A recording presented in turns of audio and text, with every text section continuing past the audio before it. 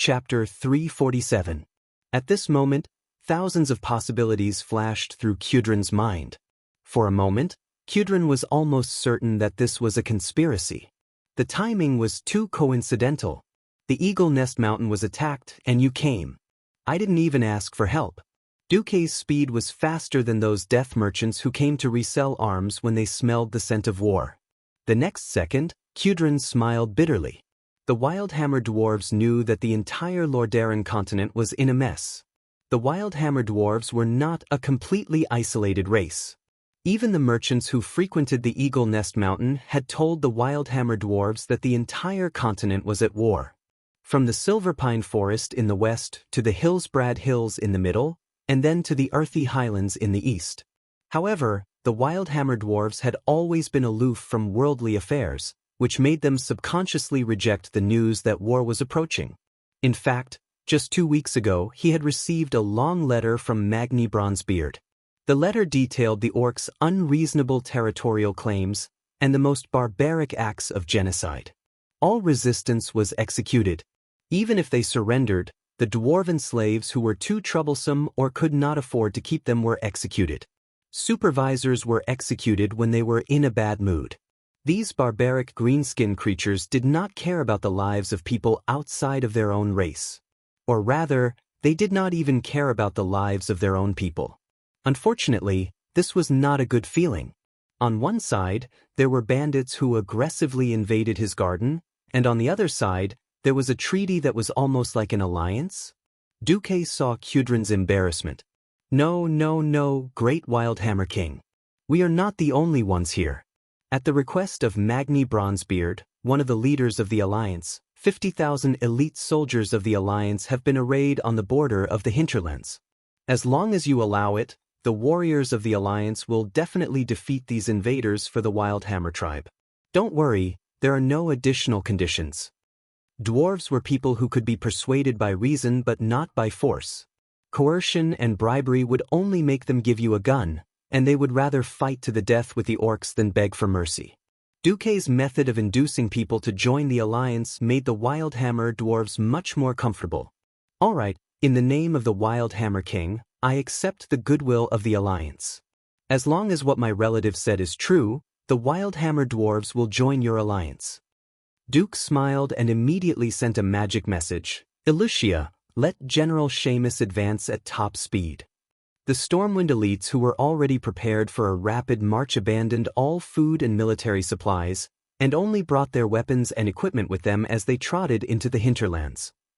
In the sky, Duke hugged Sylvanas's slender waist as Queen Sylvanas rained arrows down on the horde that was running on the ground. At the same time, Duke used the system elf scanning ability to mark out the trolls hiding in the forest and quickly killed them with magic. Yet there were too many of her. The tribes that covered the mountains and plains swarmed towards Eagle Nest Mountain without any formation. The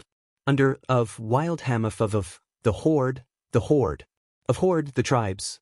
Under the command of General Seamus, the well-trained elite soldiers of the Stormwind Kingdom moved slowly. Under the command of General Seamus, the well-trained Stormwind elites moved slowly. Only after the tribe had been baptized by the javelins thrown out from behind the shield wall would they be qualified to face the terrifying shield wall. Only after the horde was hit by the spears thrown from behind the shield wall would they have the right to face this terrifying shield wall. Behind the 2 rows of sword and shield soldiers were 3 rows of pikemen. They repeatedly thrust and retracted their pikes, ensuring that any orc would have to face more than 6 pikes at the same time. This was definitely beyond the limits of the orcs' martial arts. The orcs slammed into the shield wall. Some parts of the shield wall had collapsed. The defenders there were unable to completely block the orcs' charge. The rain of spears gave the warriors time to repair their formation. They quickly stepped over their fallen comrades and filled the gaps in the formation. The trolls on the other side also threw spears. These primitive and crude stone spears did cause a lot of trouble for the humans. At least, the penetration of these spears was limited. They could not compare to the penetration of metal spears. When Seamus ordered the warriors to increase the number of warriors to 3, the formation was finally stabilized. The waves of orcs crashed into the shield wall. Less of it was destroyed. In contrast, the Horde suffered a greater blow. When the third wave of Horde arrived, the FFF flamethrower team arrived and taught the Horde a lesson. Originally, General Seamus was already prepared to fight a fierce battle. However, after the first wave of attacks, he was shocked to find that the people rushing out of the forest with weapons in their hands were actually the tribe's laborers. Even though these laborers had decent fighting spirit, how could their fighting strength compare to a standard orc warrior's?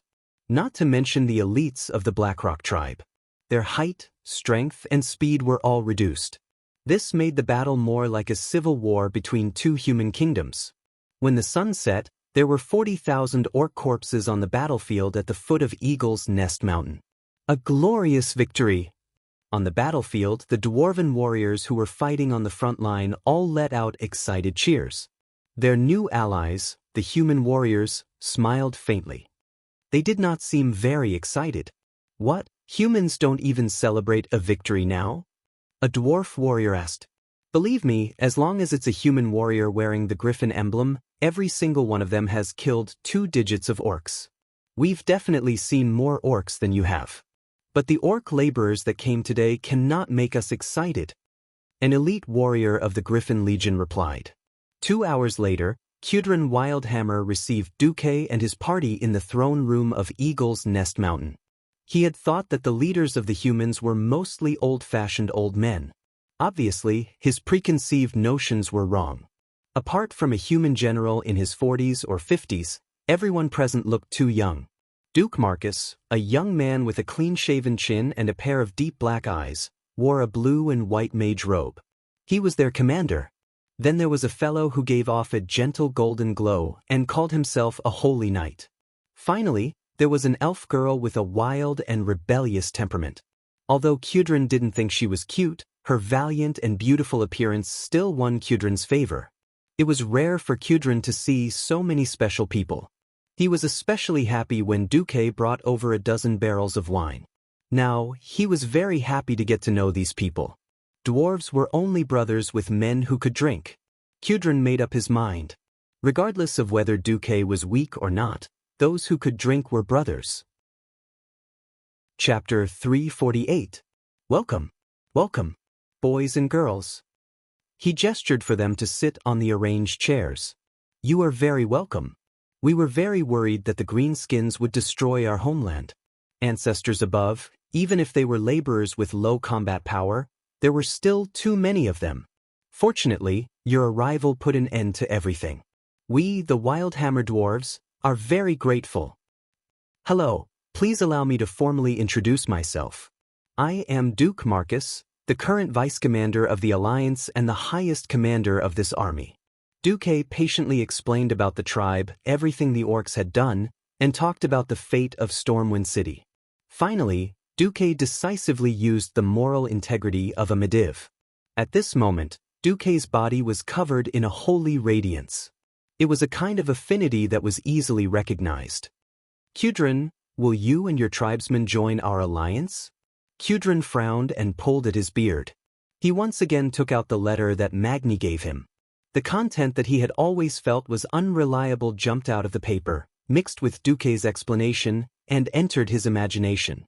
Just like today, a green tide flooded Cosmoden. The crude greenskins took control of the mines and plundered all the iron ores there. The huge black iron warships carried the cannons of Kratira's fleet and proudly crossed the sea. The green calamity engulfed the entire continent. After all the information and what they saw with their own eyes, the truth of the matter made Kudrin and the other Wildhammer dwarves tremble. Indeed, Kudrin let out a long sigh. We, the Wildhammers, had a lot of conflicts with the Bronzebeard tribe. That was the reason for the terrible War of the Three Hammers. This is also why we left Cosmoden. But they are still our brothers, our tribesmen. When Kudrin said this, Duque already felt that there was hope. These dirty greenskins, this damned tribe, first attacked our brothers and plundered their land and the ores that have been passed down for thousands of years. Yes, ores are the dwarves' wealth and lives.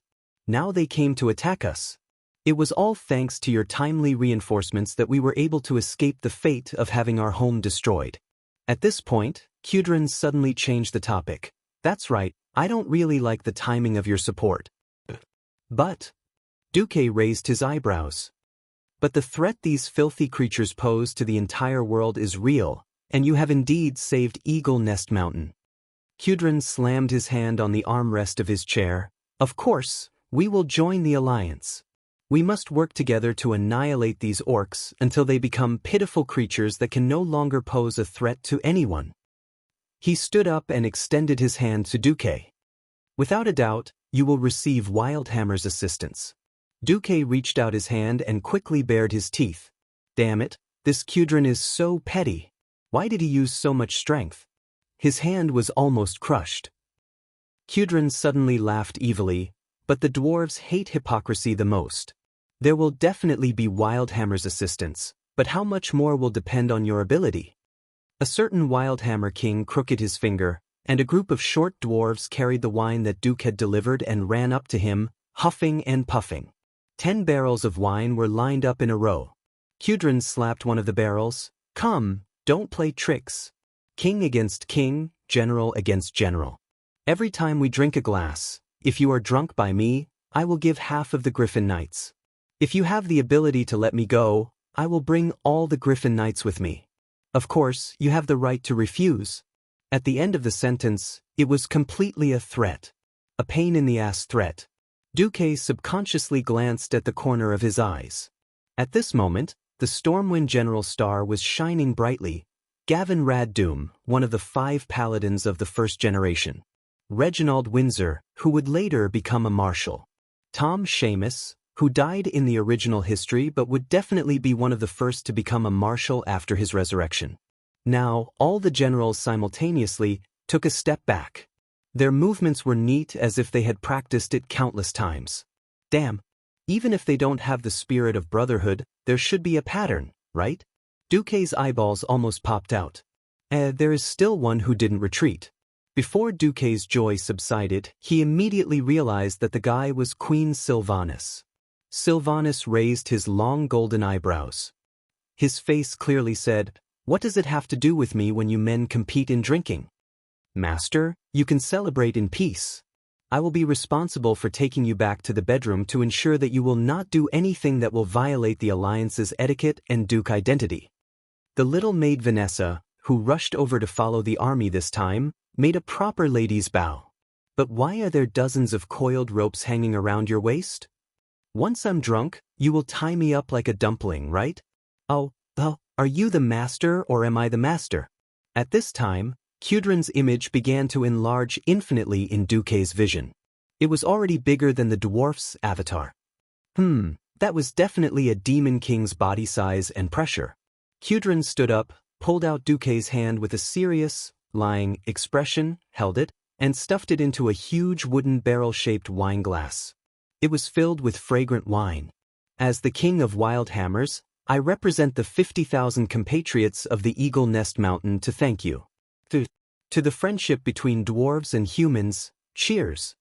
He said a lot of words of thanks, but it actually meant only one thing. You damn brat, drink it. He only said this sentence, but it was enough.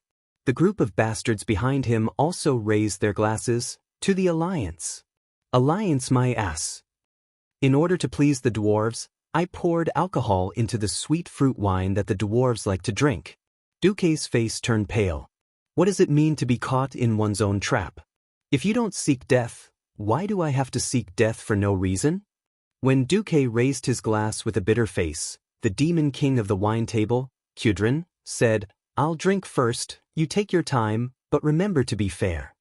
After that, Demon King Kudrin drank at least 500 milliliters of the so-called fruit wine with at least 50% alcohol in 3 seconds. Great. This is King good wine. Hell, what I drank before was simply horse piss. Duque was just a college student before he traveled to another world. He had never entered society, and he was not a table warrior who had experienced the test of alcohol. Although his body was not bad after traveling to another world, it was only average without special training. Suddenly, Duque had to face the demon King Kudrin. Duque wanted to cry. Duque secretly cried in his heart, "Why didn't I catch Lothar according to the original history?" With Lothar as the scapegoat, It won't be my turn no matter what. Just as the wine entered his throat, a miracle happened. Chapter 349. The system elf appeared.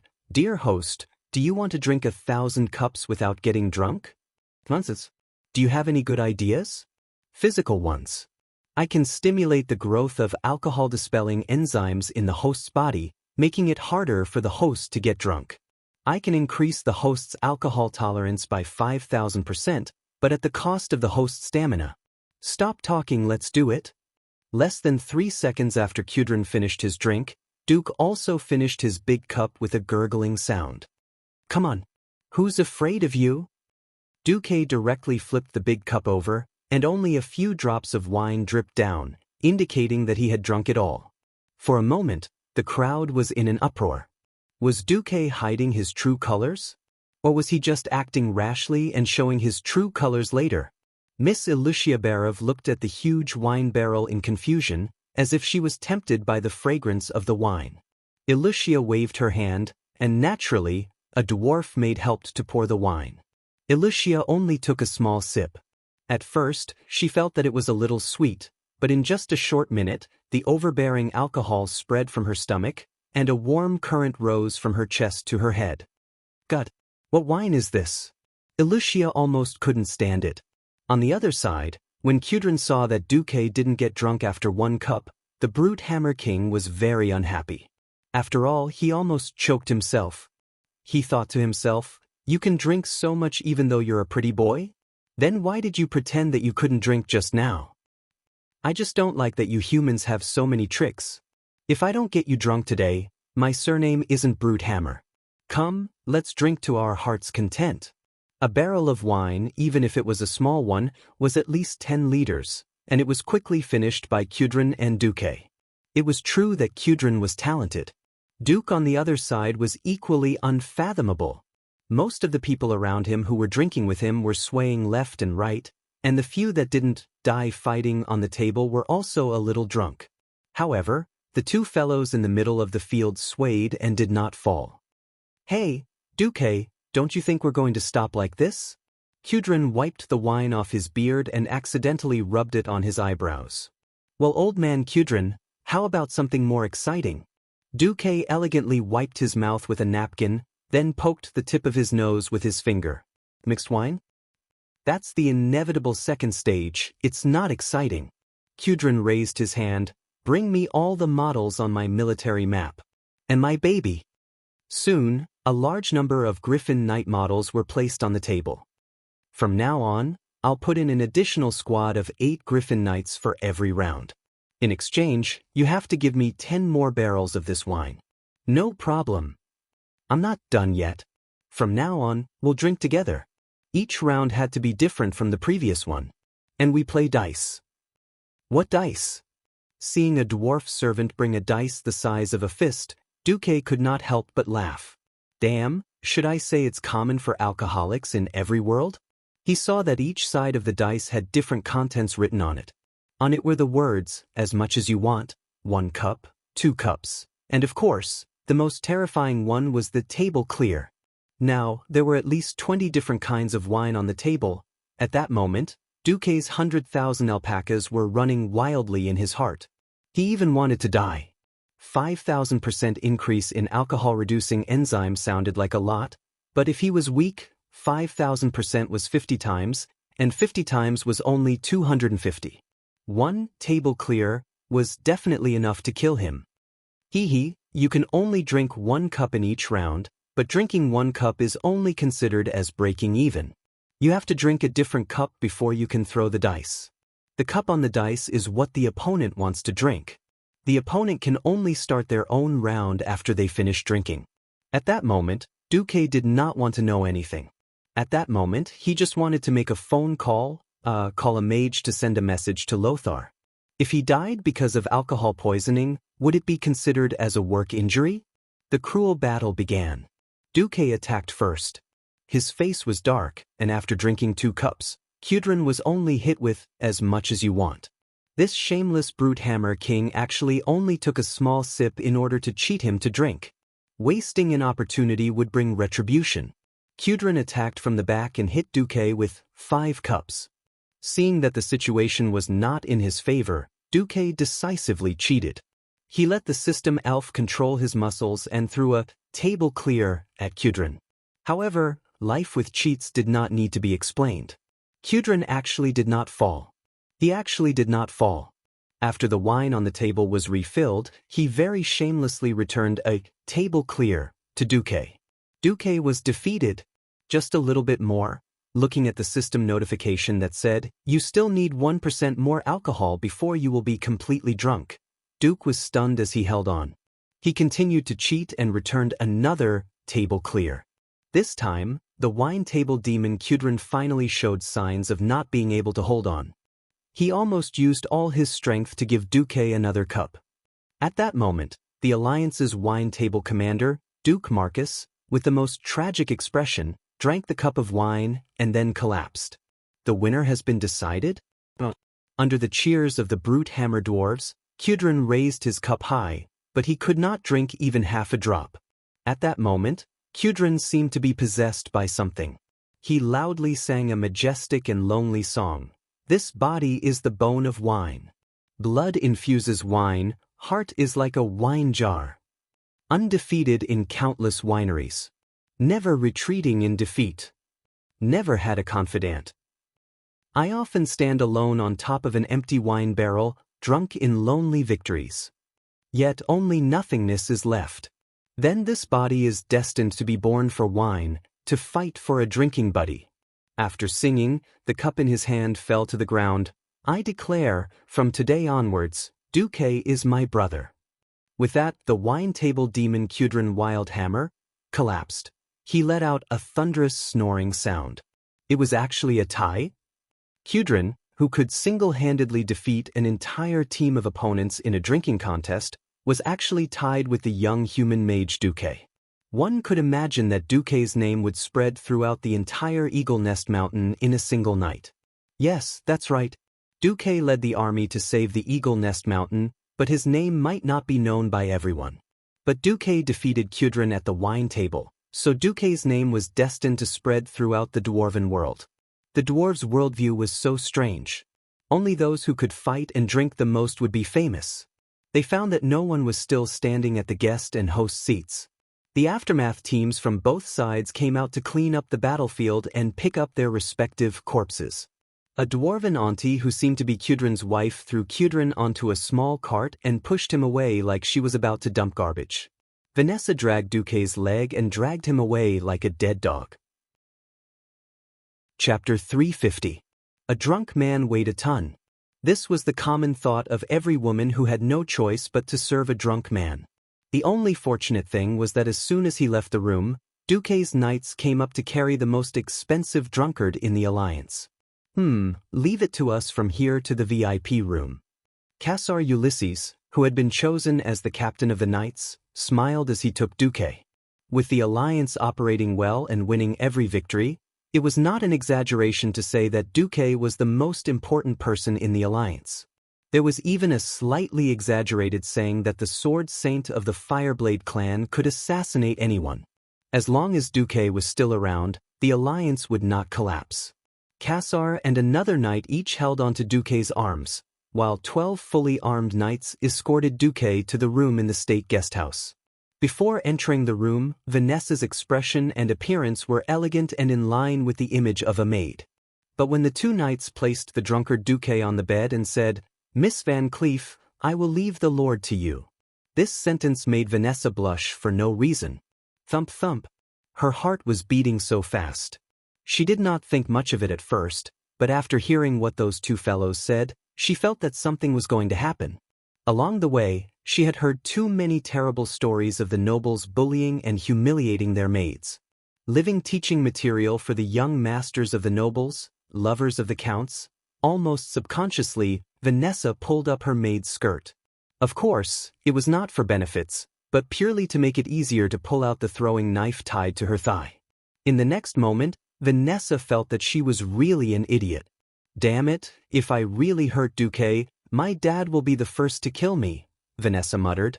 One had to know that in the past New Year, Edwin Van Cleef made a trip back to South Shore. He talked incessantly to her about the progress in the Western wilderness. According to Duque's arrangements, he and Jillian Stallman had successfully established a base in the mines of Moon Creek in the Western wilderness. Not only did they succeed in saving more than 2,000 people under the noses of the tribe and safely sending them to South Shore, they also gained a foothold in the mines. Using the complicated terrain of the mine, we killed more than 500 orcs, and we only lost less than 30 people. That's why we decided to name it the Dead Mines. This means that it's the grave of all beastmen. Edwin did not know that he had made history take an interesting turn.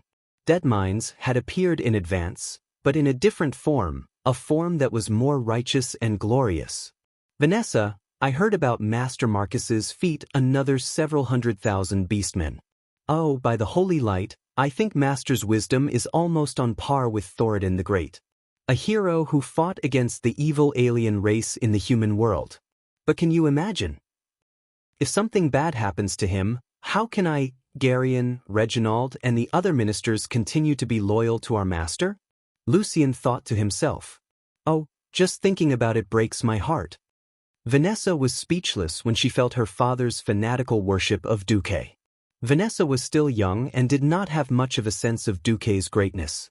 At most, she felt that Duque was very powerful. The problem was that her father wanted to gift his daughter a gift. Remembering that she was already 14 years old, soon to be the generally accepted age of 15 for marriage, Vanessa felt conflicted. The only fortunate thing was that although her father's hints were very obvious, he was still a father who doted on his daughter and did not directly force her. The memory ended. Alright, here's the problem. What if Duque went berserk and she gave in? Or not? Feeling extremely conflicted, Vanessa poked Duke's rather handsome face with her index finger. Huff huff huff. He breathed evenly. This bullshit Grand Duke's alcohol tolerance was pretty good. At least he didn't go berserk after getting drunk, nor did he go berserk. Squatting at the head of the bed, she looked at Duque's calm and youthful face. She could not imagine that this ridiculously young man was the core figure of the Alliance who controlled hundreds of thousands of soldiers and the future of the entire human race. But seems not. Before Vanessa could finish talking to herself, she suddenly heard a commotion at the door. Let me in. I have the most urgent matter to look for Duque. It was a female voice that Vanessa was familiar with. My apologies, His Excellency Vice Commander just had a drinking contest with His Majesty Kudrin Wildhammer and is now dead drunk. If there's anything, please talk tomorrow. This was the voice of the Knight Captain Casa. Clearly he and his men were blocking the way. By the Sunwell. How can he get drunk at this time? No, I have to see him, I can't wait a second longer. Get out of the way, even if you have to splash him with water to wake him up. This was the voice of another woman. Most of the Wildhammer dwarves' houses were built in caves. In the entire state guest house, apart from a secret exit for escape, there was only one main door. When Vanessa opened the door, she saw the Windrunner sisters arguing with the knights. Yes, not only Servanas, but also Aurelia, who seemed to have just rushed back, looking travel-worn. Their quarrel alarmed many people. Gavin Rad and Reginald, who didn't drink much, and Alicia, who didn't drink much, came out. Looking at this scene, Alicia suddenly remembered Duke's shocking plan, and she had an epiphany. This situation is probably within your expectations, right? But have you ever thought that you will get drunk? Alicia gently brushed her black hair, the corners of her mouth curving into a cute smile. She rarely gave a fake order. Master Marcus said that if the Windrunner sisters want to come, let them in. If Sir Ulysses is not at ease, you can also let the Windrunner sisters remove their weapons and enter. Of course, Sir Ulysses can also come in. Everyone knew that Duque and Aurelia had a special relationship, but no one said it out loud. In fact, weapons were not the main point. With such an important matter at hand, Aurelia very nimbly removed her longbow and the ranger's dagger, and handed them to the accompanying elven ranger. She and Servanas almost rushed into the room, and then saw Vanessa standing by Duque's bed. Vanessa said, "Sorry, Sir is very drunk. If possible, I don't even want you to wake him up. In fact, he can't do anything even if he is awake." Aurelia's face, which was always full of confidence, always dignified, and always in high spirits, almost collapsed in an instant. Oh my God! Qul Salis is about to be attacked. You're actually drunk? Chapter 351. It was a sense of despair, as if the sky was falling. At a time like this, every minute and second was crucial to their survival. Who would have thought that Duque, who was the key, would actually die from drunkenness at this time? Qul Salis? Even General Xianxia, who had just rushed over, was a little confused. They had just driven the horde out of the hinterlands and made the Wildhammer dwarves' homeland safe. Did they just say that something had happened to Qul Salis? Duque did not tell too many people about his divine foresight. In the imaginations of generals like Windsor and Xianxia, perhaps the horde would turn back to Hillsbrad? Or go directly to Lordaeron? Or go to the north and recruit those dirty trolls into the horde, then look for opportunities. No one had thought that this side division of the horde would give up on the holy city of Stratholme, which was not far to the northwest, and planned to go straight north to attack Qul Salis. General Xianxia shook his head hard, trying to get rid of the drunkenness in his brain. Lady Aurelia, are you sure that the main force of the horde is going to Qul Salis? My God, I confirmed it with my own eyes. Only a small number of orcs and trolls stayed here. The rest have all turned north. At least 50,000 orcs and trolls have passed through the hinterlands forest. They are crossing the mountains and continuing to the northern plains. Aurelia looked at the faces of the Alliance generals with a nervous and pained expression. You still don't know this? Didn't Duque tell you about his foresight? For a moment, the Alliance, no, to be precise, the generals from Stormwind all had strange expressions on their faces. General Xianxia, the commander of the Griffin Legion and the deputy commander-in-chief of the Alliance who was going to Eagle Nest Mountain, stroked his beard. First question. Since Lord Marcus told you about his foresight, and you left the Alliance early to warn Qul Salis, why didn't Qul Salis fight himself? As far as I know, Qul Salis could fight the trolls for thousands of years. It shouldn't be that he can't even stop 50,000 orcs, right? Aurelia's face instantly turned pale. She simply did not want to recall what had happened to her in Silvermoon City. That day happened to be the day of the meeting between the king and the Silvermoon Council. Aurelia barged in. Logically speaking, as a mere ranger general, she was not allowed to enter without being summoned. But her roar silenced the guard at the gate. Nearly 100,000 orcs and trolls are on their way to Qul Salis, and you want me to wait outside the door? She used her reputation and aura to overwhelm the guard. Under the protection of 4 royal guards, Aurelia barged into the meeting room. The decorations in the Silvermoon Council Hall were very beautiful. Between the gorgeous gold and the warm fiery red, there were tall white jade pillars and walls. Every decoration and curtain here was a priceless work of art. If any one of them leaked out to the human world, it would cause all the nobles to fight over it, and it would be auctioned off at an unimaginable price. Aurelia was not in the mood to appreciate it. She completely ignored the huge red kite shields of the 4 guards beside her, ignored the long double-headed scimitars in their hands, and did not have the mood to see how the Silvermoon Council, one of the rulers of the High Elves, reacted. Many of the rulers of the High Elves stood up from their chairs, surprised by her intrusion. From beginning to end, Aurelia's attention was only focused on one person, a Nastrian Sunstrider, the king of the High Elves. What's going on? A Nastrian asked his chief guard. The chief guard looked embarrassed. He could only grit his teeth and shake his head. The High Elf king was already old, very old even for an elf. His long hair had turned white, and his skin was like parchment, like a piece of withered wood. He already looked very weak, but his blue eyes still revealed a trace of majesty, and his voice was also full of majesty. Aurelia instinctively wanted to retreat under his anger, but then she remembered why she was here. She straightened her back. I am Aurelia Windrunner, she announced loudly, even though she knew that most of the council members recognized her. She announced loudly, even though she knew that most of the council members recognized her. I followed the orders of His Majesty the Sunstrider and supported the son of Emperor Saladin. I fought alongside the humans in the Hillsbrad Hills and the Earthy Highlands in many battles. Then I came back here with a very serious message. Aurelia tried to use the most serious tone to attract the attention of the council members. Unfortunately, she still frowned because she felt that the council members did not care. She could only bite the bullet and continue. The tribe that the humans warned us about is real and extremely powerful. Most of them are strong orcs that are 8 feet tall and weigh more than 400 pounds, but there are some other creatures, such as the forest trolls. Aurelia's words finally caused some reaction, mixed with gasps and curses. Anger was natural. Perhaps no one among the arrogant high elves knew what the orcs were. In fact, even Aurelia did not know before the battle in South Shore. That was not important. What was important was that every council member present knew what the trolls were. Many of them, including His Majesty Anastrian, had participated in the troll war that lasted for hundreds of years 4,000 years ago. However, the troll card seemed to have the opposite effect. You said that the trolls have joined that tribe? A great lord laughed loudly. That's great.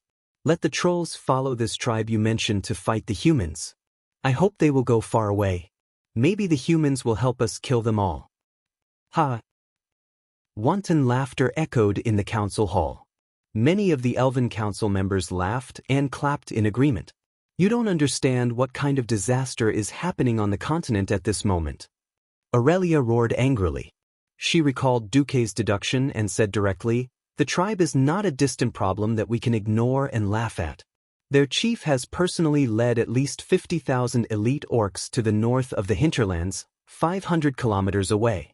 They are planning to conquer the entire world of Azeroth. That includes us here in Cultivate Salis. Moreover, the orcs have an agreement with the ancestral gold. They will come. Within a week.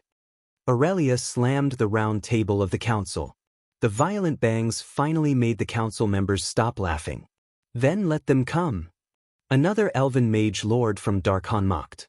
No one can survive after passing through the forest's runestones. But the warlocks of the tribe, enough. Aurelia Windrun. Anastrian slammed the table hard. The runestones are still there. If the enemies you speak of really exist, they are still hundreds of kilometers away. We cannot let your people fall into panic just because of your deduction. I promise to pay attention to this matter, but you, get out now.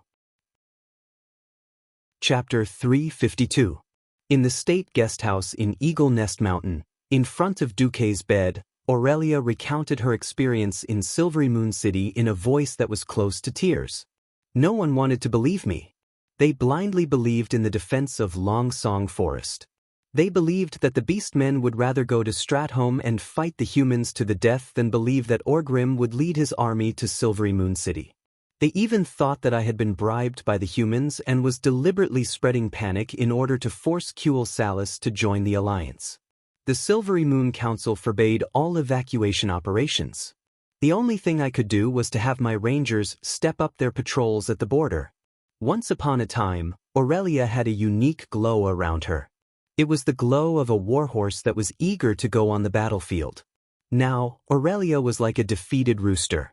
Not only had her beautiful feathers fallen, but she had also suffered a heavy blow to her heart. The saddest thing was not to perish because of the unknown, but because she knew that a tragedy was bound to happen, but she was powerless to stop it. Not to mention Aurelia, even Seamus and Windsor believed in Duque's calculations.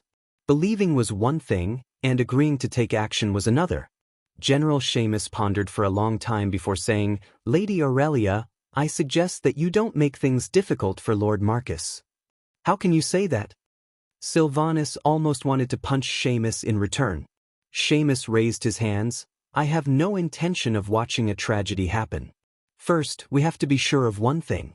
If this tragedy does happen, it will not be on Lord Marcus or the Alliance. Do you understand? The Windrunner sisters' facial muscles twitched slightly. Their mouths moved for a long time before they finally nodded weakly. Secondly, as a general of the Alliance and a general of Stormwind, I object to Lord Duke Marcus leading his army into Cultivate Salis before Cultivate Salis asks for help from the Alliance. This is a matter of principle. Today, we can use the orcs as an excuse to send troops into the High Elven Kingdom. Tomorrow, Another country can use the excuse of clearing out bandits to enter the borders of a third country. This is a very bad precedent. The faces of the Windrunner sisters turned pale. At this time, General Seamus added, "Of course, the final decision is in the hands of Sir Marcus. But before he makes his final decision, I will remind him once again that power and responsibility are equal." With that, Seamus saluted and left Duque's room. Not only him, but all the men also left the room. Only the drunk Duque, Vanessa, Lucia, and the Windrunner sisters were left. "Alright, we have to wake Duque up first."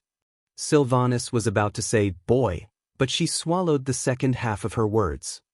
However, her action was still not respectful at all, because Queen Sylvanas actually picked up a bucket of ice water used to chill wine. To her surprise, Vanessa pulled up her skirt and revealed the throwing knives. And Alicia's magic circuit quickly turned, condensing an ice cone suspended in midair. As the master's maid, although I don't like him, I can't let you do anything to the master. As half a disciple of Sir Marcus, I also can't allow you to disrespect the master.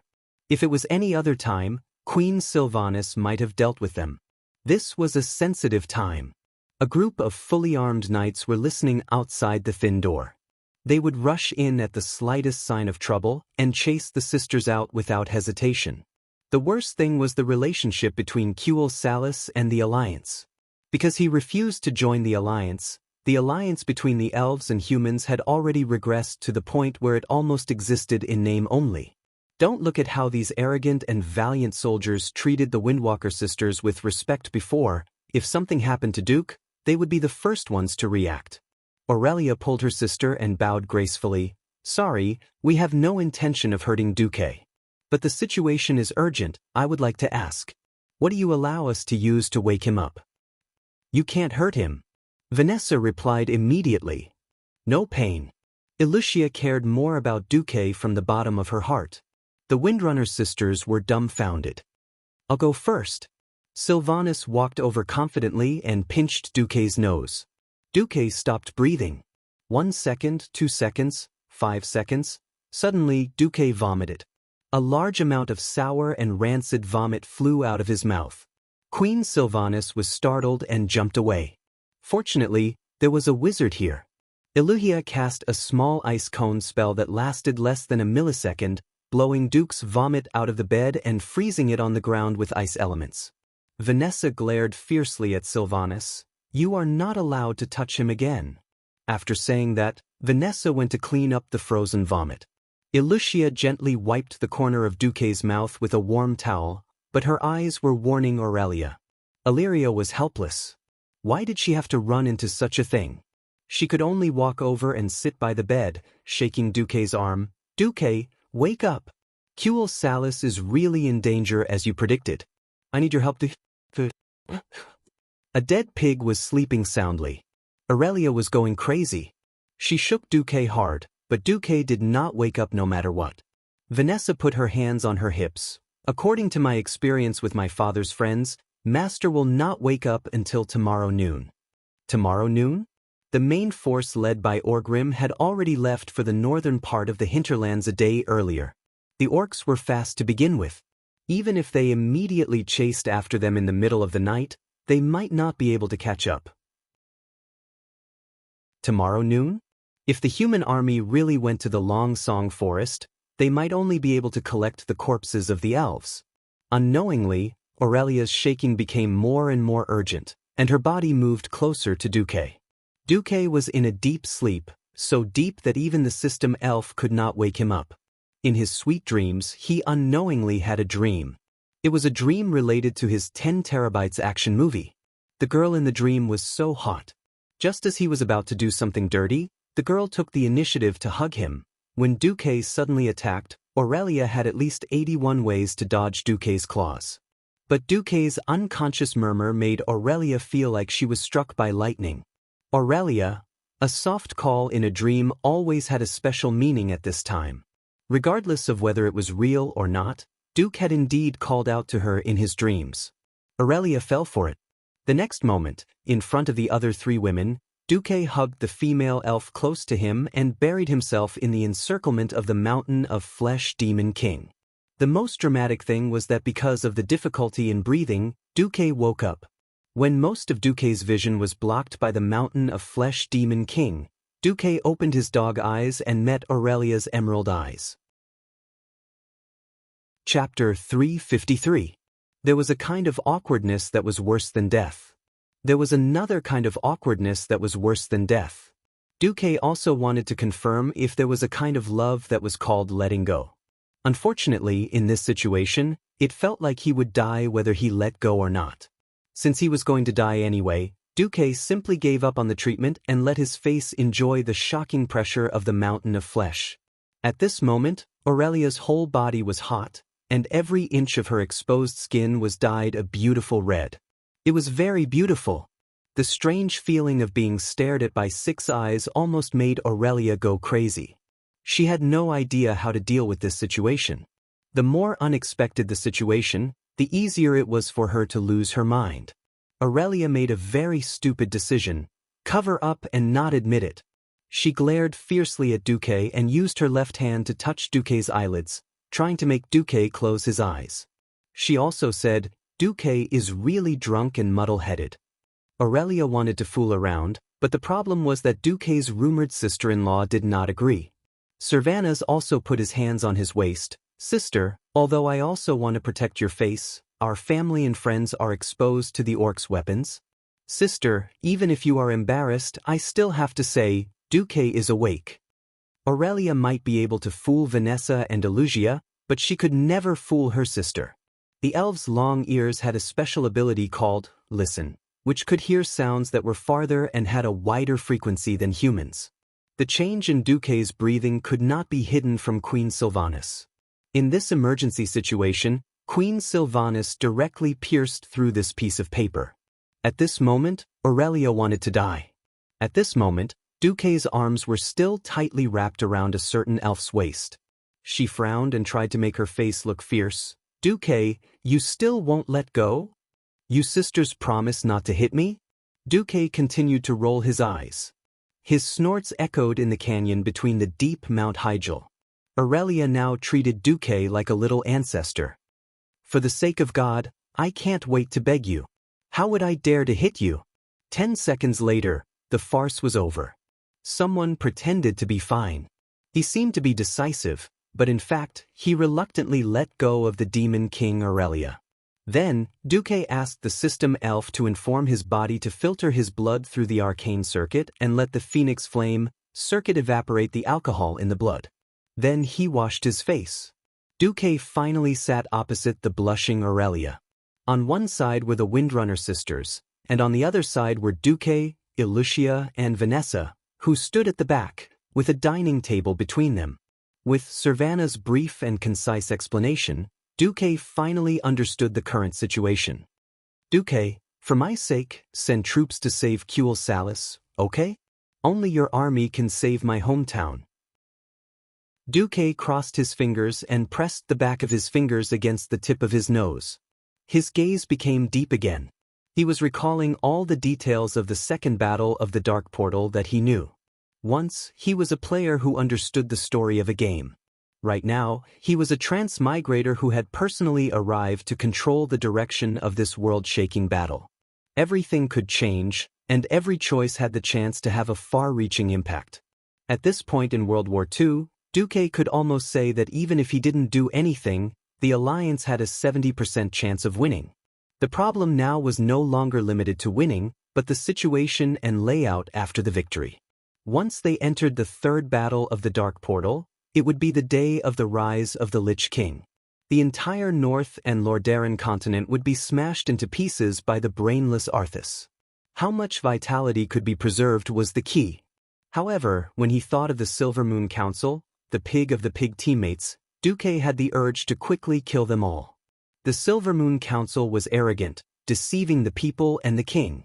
They were a cancer in the world of the High Elves. Other than fighting to the death in the last battle, the Silver Moon Council was definitely a useless trash-level existence.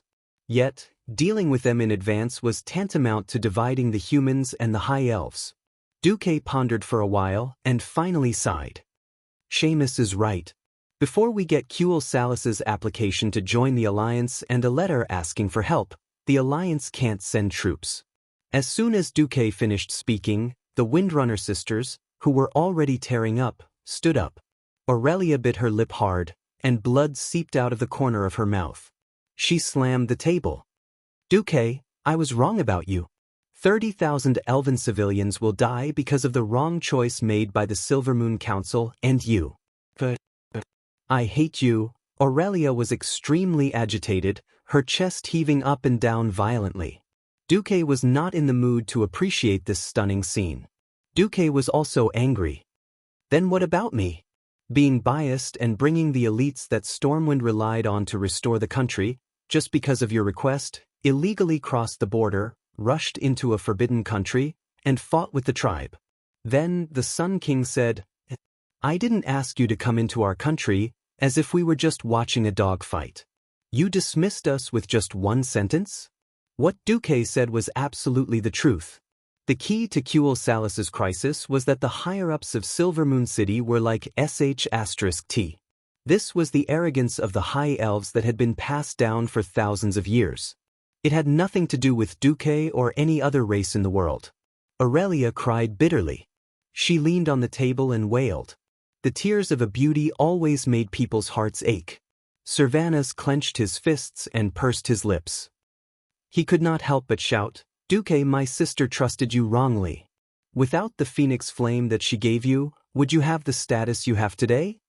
Faced with Queen Sylvie's rebuke, Duque smiled sadly. Then I'll accompany you to the Long Song Forest as an individual.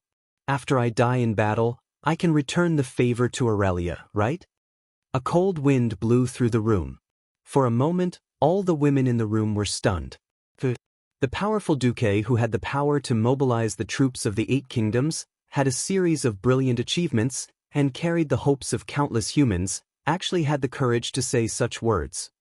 No one did not believe in Duque, because Duque's words were almost synonymous with fate. Suddenly, the door was knocked open. No. If you die in Qul Salas, what about the millions of soldiers and civilians in Stormwind who are waiting to restore the country? General Seamus roared. What about the private soldiers who trust you and are loyal to you? What about your followers? You don't even have an heir. Windsor also roared. The Windrunner sisters were dumbfounded.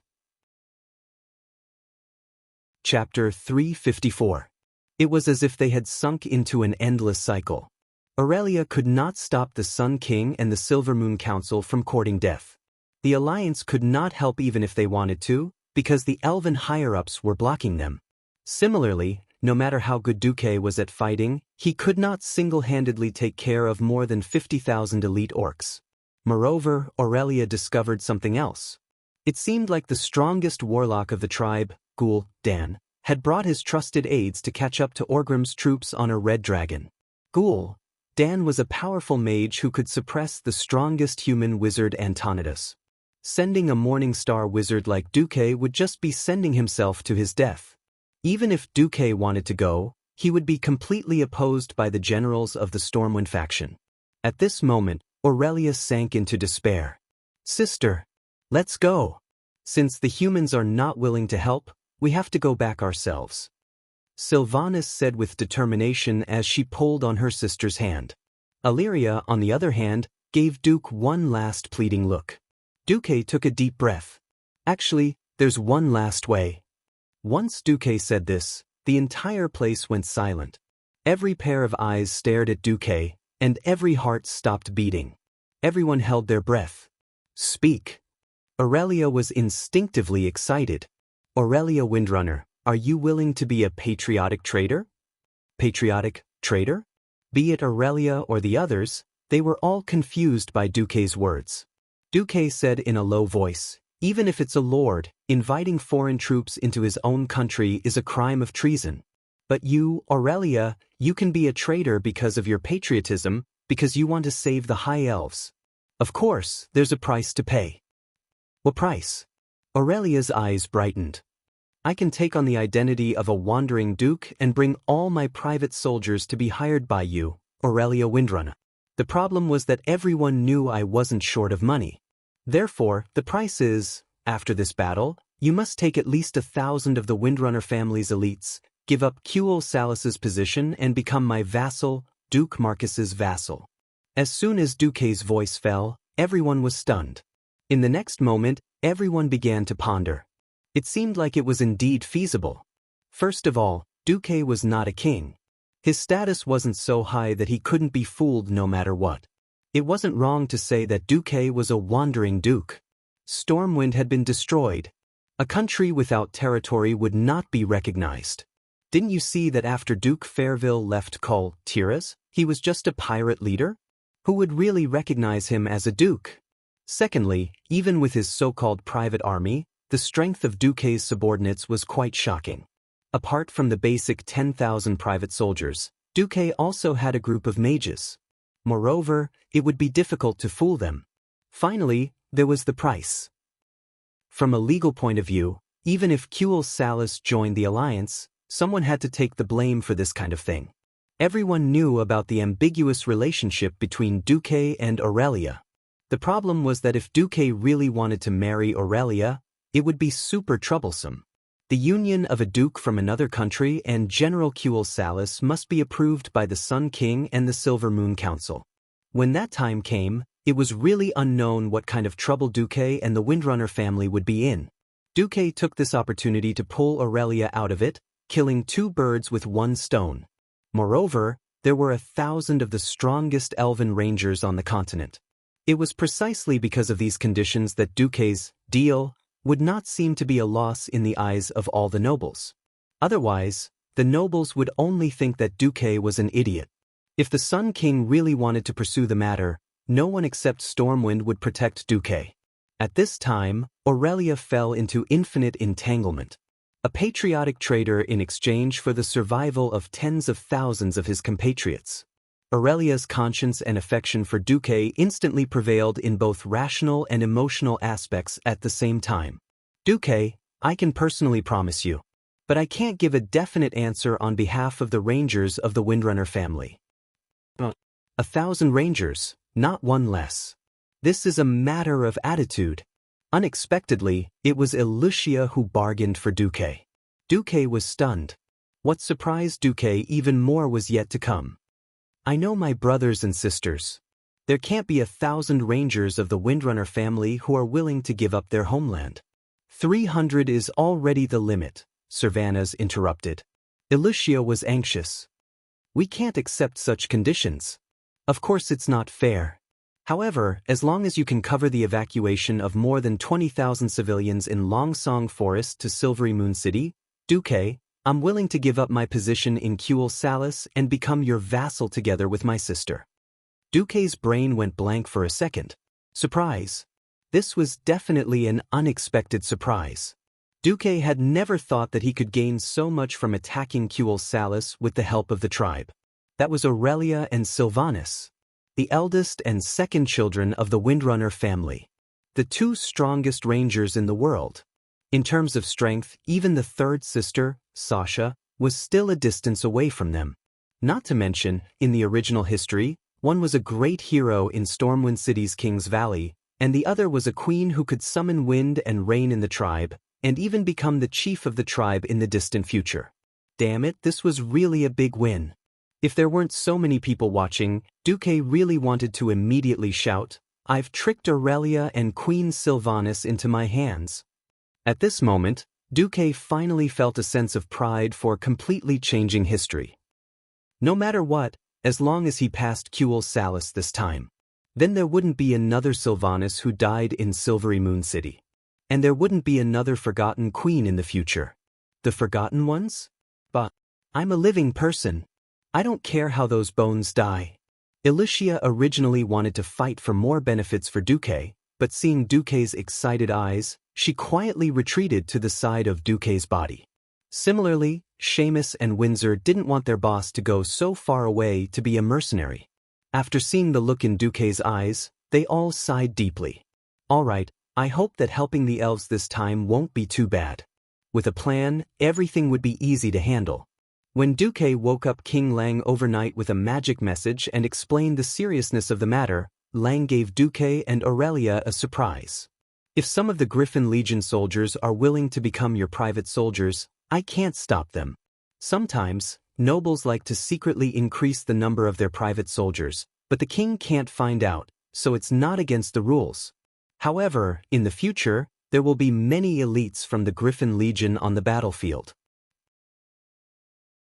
Chapter 355.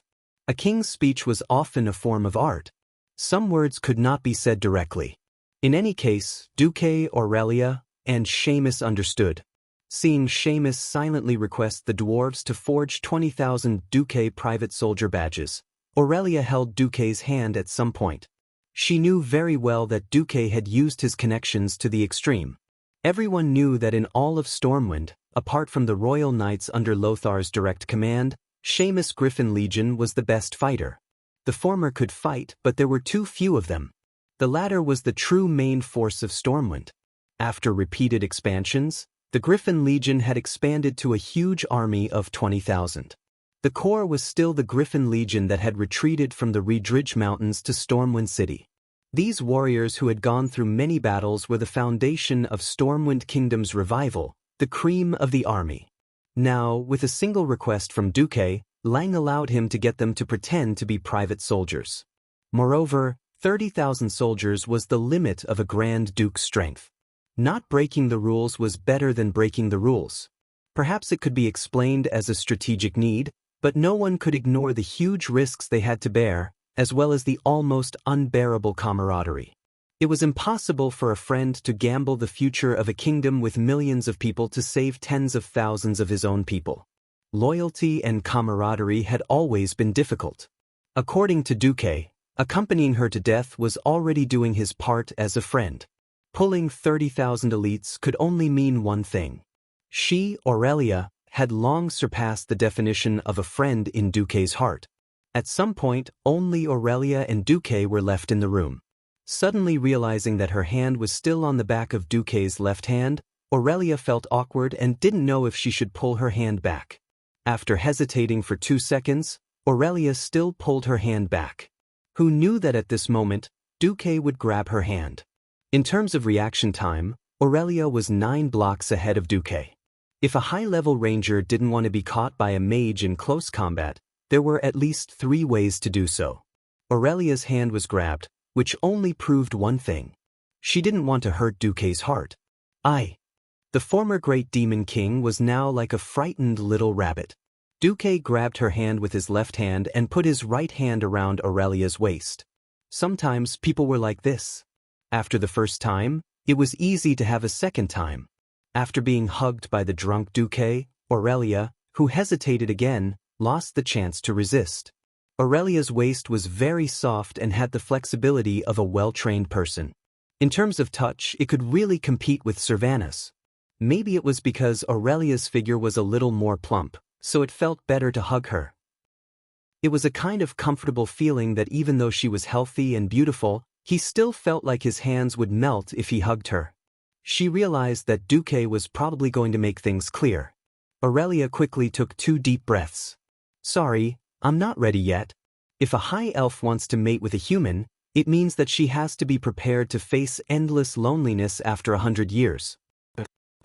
I'm not ready yet. Hearing this, Duque couldn't help but laugh.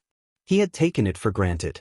The high elves boasted of eternal life, but in reality, it wasn't. 10,000 years before the war between humans and orcs broke out, there was only one huge land in the world of Azeroth surrounded by endless oceans, Kalimdor. Many different races and creatures lived on this land, fighting against the harsh natural environment. In the center of this dark land was a lake full of mysterious energy. This lake was called the Well of Eternity, and it was the source of magic and natural energy of the entire world. While absorbing energy from the endless darkness outside this world, the Well of Eternity continuously released energy to the entire world, providing nutrition for all kinds of creatures in the world. This attracted the attention of the Demon King, Sargeras. This was the invasion of the Burning Legion 10,000 years ago. Later on, Due to the aftermath of the war, a series of magic reactions interfered with the energy of the well, causing a huge explosion. This led to what later generations would call the cataclysm. The entire Kalandor continent was split into several parts, mainly the Kalandor continent in the west, the Eastern Kingdom in the east, Northrend in the north, and Pandaria in the south. The location where the well water was originally located collapsed into a never-ending whirlpool. This tragic war was called the War of the Ancients. Because of Illidan's selfishness, he left behind a small bottle of well water from the Well of Eternity and once again artificially created a Well of Eternity. As long as the Well of Eternity existed, the Burning Legion would not give up the idea of conquering this world. In order to protect the Well of Eternity, the three Dragon Kings, the Red Dragon, the Green Dragon, and the Bronze Dragon joined forces to bless the Well of Eternity. The Red Dragon Queen Alexstrasza planted a huge oak tree that could heal the scars of the earth, which later became the World Tree, Nordrassil.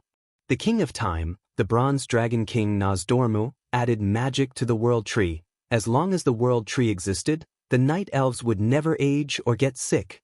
This was the source of the elves' immortality. In fact, after being exiled by the Night Elves, the High Elves lost the power of immortality.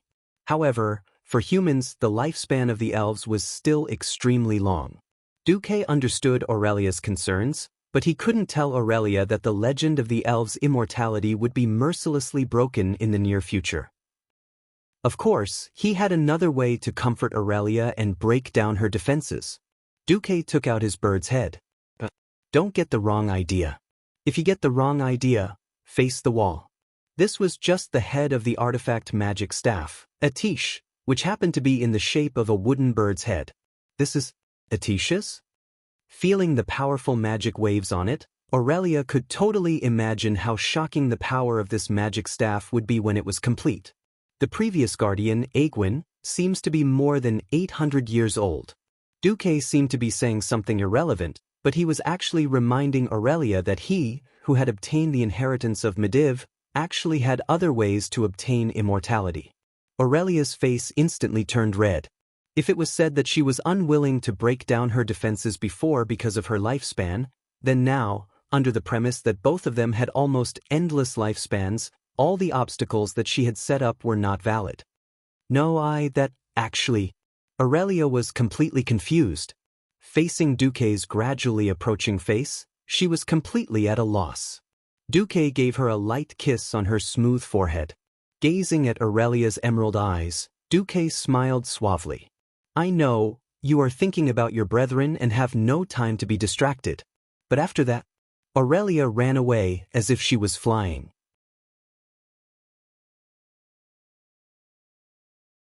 Chapter 356. The warmth was short-lived.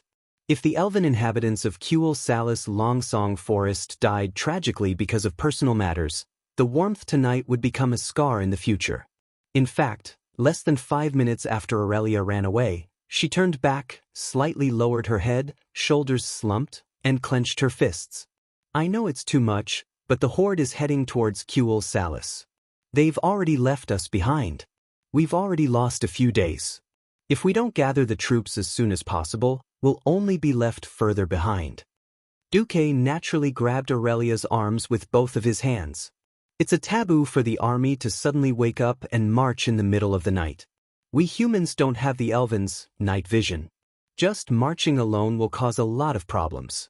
I also have to guard against the horde army that stayed behind to ambush us. Ambush? Yes, ambush. I have to say, Orgrim did a good job. He knew that we would come here to help the Wildhammer dwarves.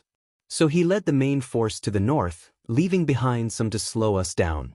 For example, the orcs that feigned an attack during the day. Or the one hiding in the depths of the hinterlands forest. There's more. Aurelia's eyes widened. She suddenly felt a chill down her spine. If Duque really let the army march through the night under her request, then they would undoubtedly be ambushed by the horde hidden in the forest. In the dark, the performance of the human army was very poor, as long as they chose the right place to ambush. Even if they couldn't defeat the humans immediately, they could drag the battle into a chaotic battle that the orcs were best at. In a chaotic battle, The orcs' individual combat power would increase exponentially. They could even rely on the chaotic battle to defeat the human reinforcements. At that time, Cultivate would truly be isolated and helpless. At this moment, Aurelia realized the difference between her and Duque. She might be a competent battlefield commander, but she wasn't good at strategy. In front of commanders like Duke and Orgrim, she wasn't even worth looking at. In fact, Aurelia could not imagine how difficult the task of the reinforcements was, chasing after an elite army, moving with all their might, and defending against possible ambushes. She only hoped that they could arrive at the Longsong forest in time. Then what should we do? The main force of the beastmen is so far away from us. Every second we delay will allow the tribe to get closer to Kuel Salis. Even if she didn't want to admit it, Duque was the only one who could give her advice at this time. Nothing much. You came all the way from Kuel Salis, so you must be very tired. I suggest that you have a good sleep first, then. When Duque saw the stubborn look in Aurelia's eyes, he smiled bitterly. Well, if I don't solve the mystery, you won't rest, right? Aurelia's bright eyes stared at Duque, as if saying, you already know the answer. Duque shrugged. This isn't a fair competition in the arena. If Orgrim can send his army to harass us, why can't I send people to stop them? Don't forget who predicted that the horde would march this way. Well, the hint is FFF. FFF was naturally Duque's flamethrower army. It was now the middle of summer in May, so it wasn't too difficult to set fire to the forest. Even though Aurelia hated burning the forest as an elf, they were facing a great enemy, and she wasn't a druid who believed in nature. It didn't matter if it was a black or white cat, as long as it could catch mice, it was a good cat. Because of the battle in the Silverpine Forest, Lordaeron had used up almost all of their forces in the rear. It was not realistic for Lordaeron to send troops to stop Orgrim's elite army. There was no other way to delay the horde's army with a small number of troops. Aurelia came to a sudden realization, and her expressions suddenly became very interesting. Bastard, you already planned everything, and then forced me to betray my country and become your vassal? Completely disregarding everything, Aurelia pounced on Duque, opened her white teeth, and bit down hard on his left shoulder. It hurts. Are you a puppy? It wasn't a joke, Aurelia's bite was really painful. It was as if her entire flesh was about to be torn off. Duque's tears flowed out. Aurelia's teeth were very good, but she didn't bite down anymore. Duque felt something wet on his shoulder. Aurelia was crying. Turning his head, Duque saw crystal-clear tears rolling down Aurelia's beautiful face. Duque was speechless for a moment. I know, you didn't do this on purpose. If it wasn't for Anastrian and those bastards from the Silver Moon Council, you wouldn't have to be so uncomfortable. I just feel very tired. If I knew that a tragedy would happen but couldn't stop it, I would really collapse. I'm so tired, let me rest for a while. But I warn you, don't attack me.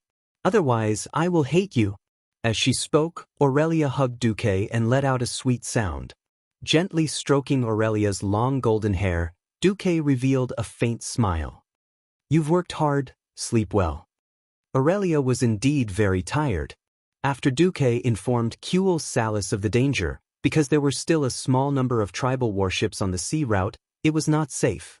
She first took a team of nearly 1,000 rangers and marched nearly 1,000 kilometers back to Kuel Salis.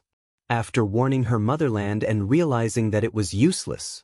Then he rushed to the Longsong forest and mobilized the people to prepare for evacuation. After realizing that the warning to her motherland was useless, she desperately rushed to the hinterlands to seek help from Duque. Ever since Duque arrived at the Earthy Highlands, Aurelia had not had a good rest. Now that she was finally relaxed, she naturally slept like a log. Duque carried her, gently put her on his bed, covered her with the quilt, and walked out of the door. As soon as he walked out of the door, Duque immediately sensed multiple gazes on his face.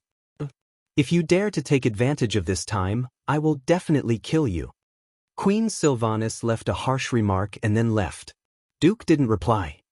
He stared blankly for 2 seconds as Queen Sylvie turned around and left. Then he rubbed his nose. I knew you were eavesdropping. Who the hell would touch Illyria at this time?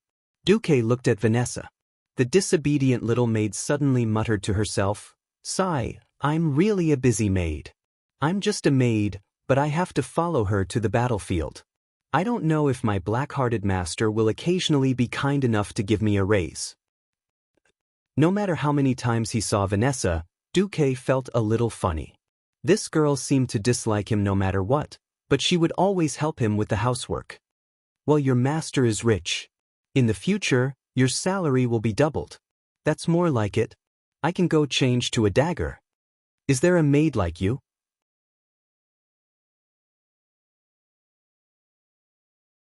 Chapter 357. Duque. "Master, I have to go prepare as well." Lucia also stood up and bowed. Actually, it's going to be a rapid march.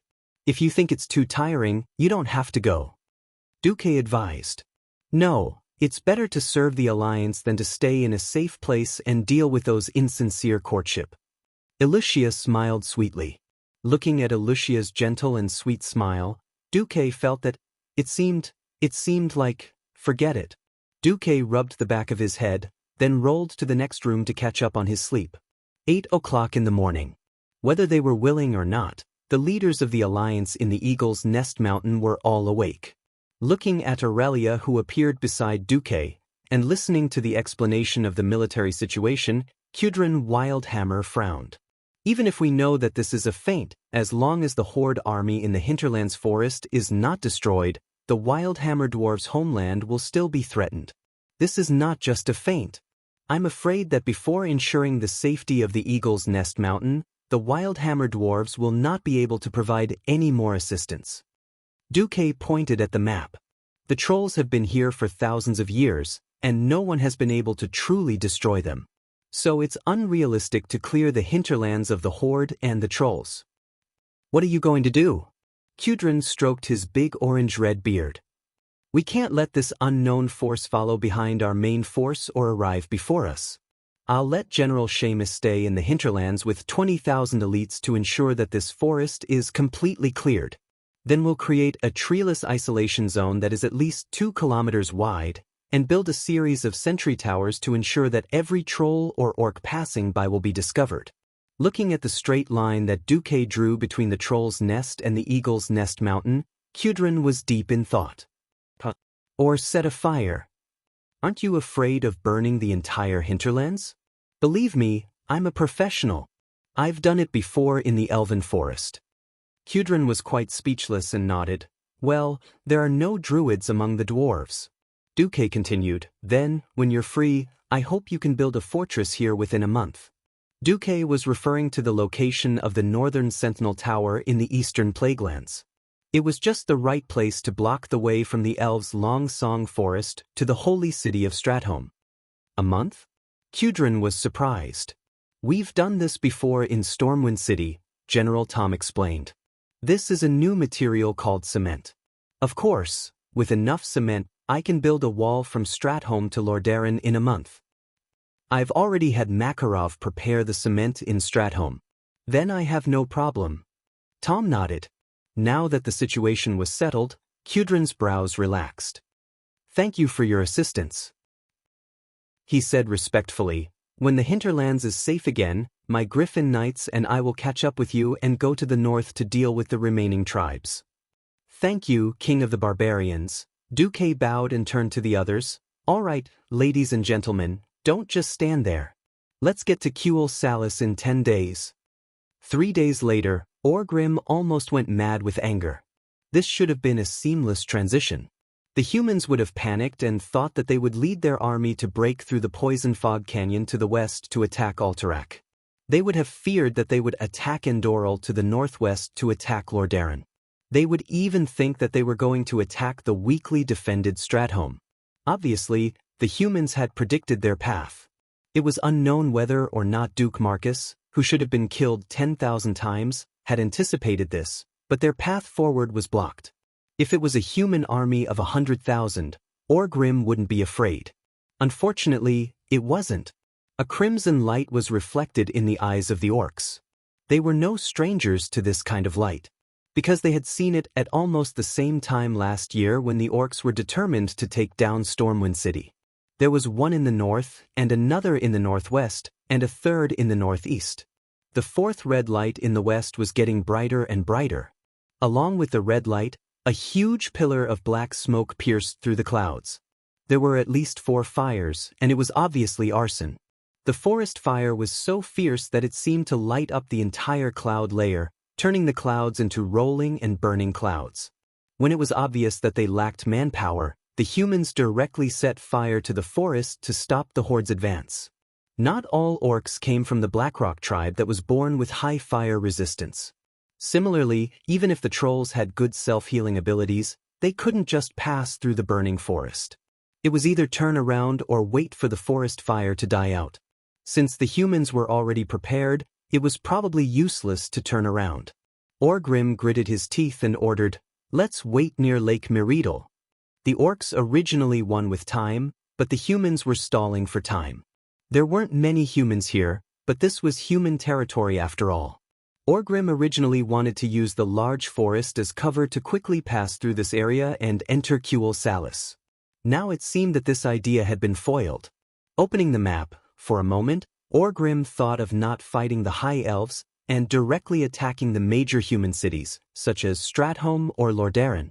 But he immediately realized that Zhu Jin was staring at him to see if he would fulfill his promise. The relationship between the orcs and trolls was still very weak. Orgrim knew very well that trolls had the qualities that the orcs needed. The orcs' talent determined that they were best suited to be warriors, and a few could be shamans or warlocks. The orcs lacked talent in long-range attacks. The presence of the trolls made up for this. Orgrim changed his mind. "Zhu Jin, I heard that the elves are the enemies of all trolls?" "You're right, Great Chief. The trolls here in Zul Mashar seem to be some Moss clan." "The Moss clan," Zhu Jin corrected Orgrim. "All right, since our troops can't advance for now, I'll give you a mission. Contact the Moss clan and ask them to attack Eversong Forest together?" Orgrim's reddish-brown face had a sinister smile. "Since we can't ambush them, let's attack openly. I want you and your people to contact all the trolls nearby. Let's play big." Chapter 358. The night was peaceful, peaceful, and peaceful. The forest that had been burnt to a crisp was as silent as a graveyard that could bury everything.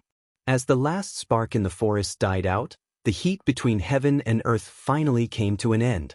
A group of human sentries were stationed at the intersection of the Bluestone Path between 2 huge forests.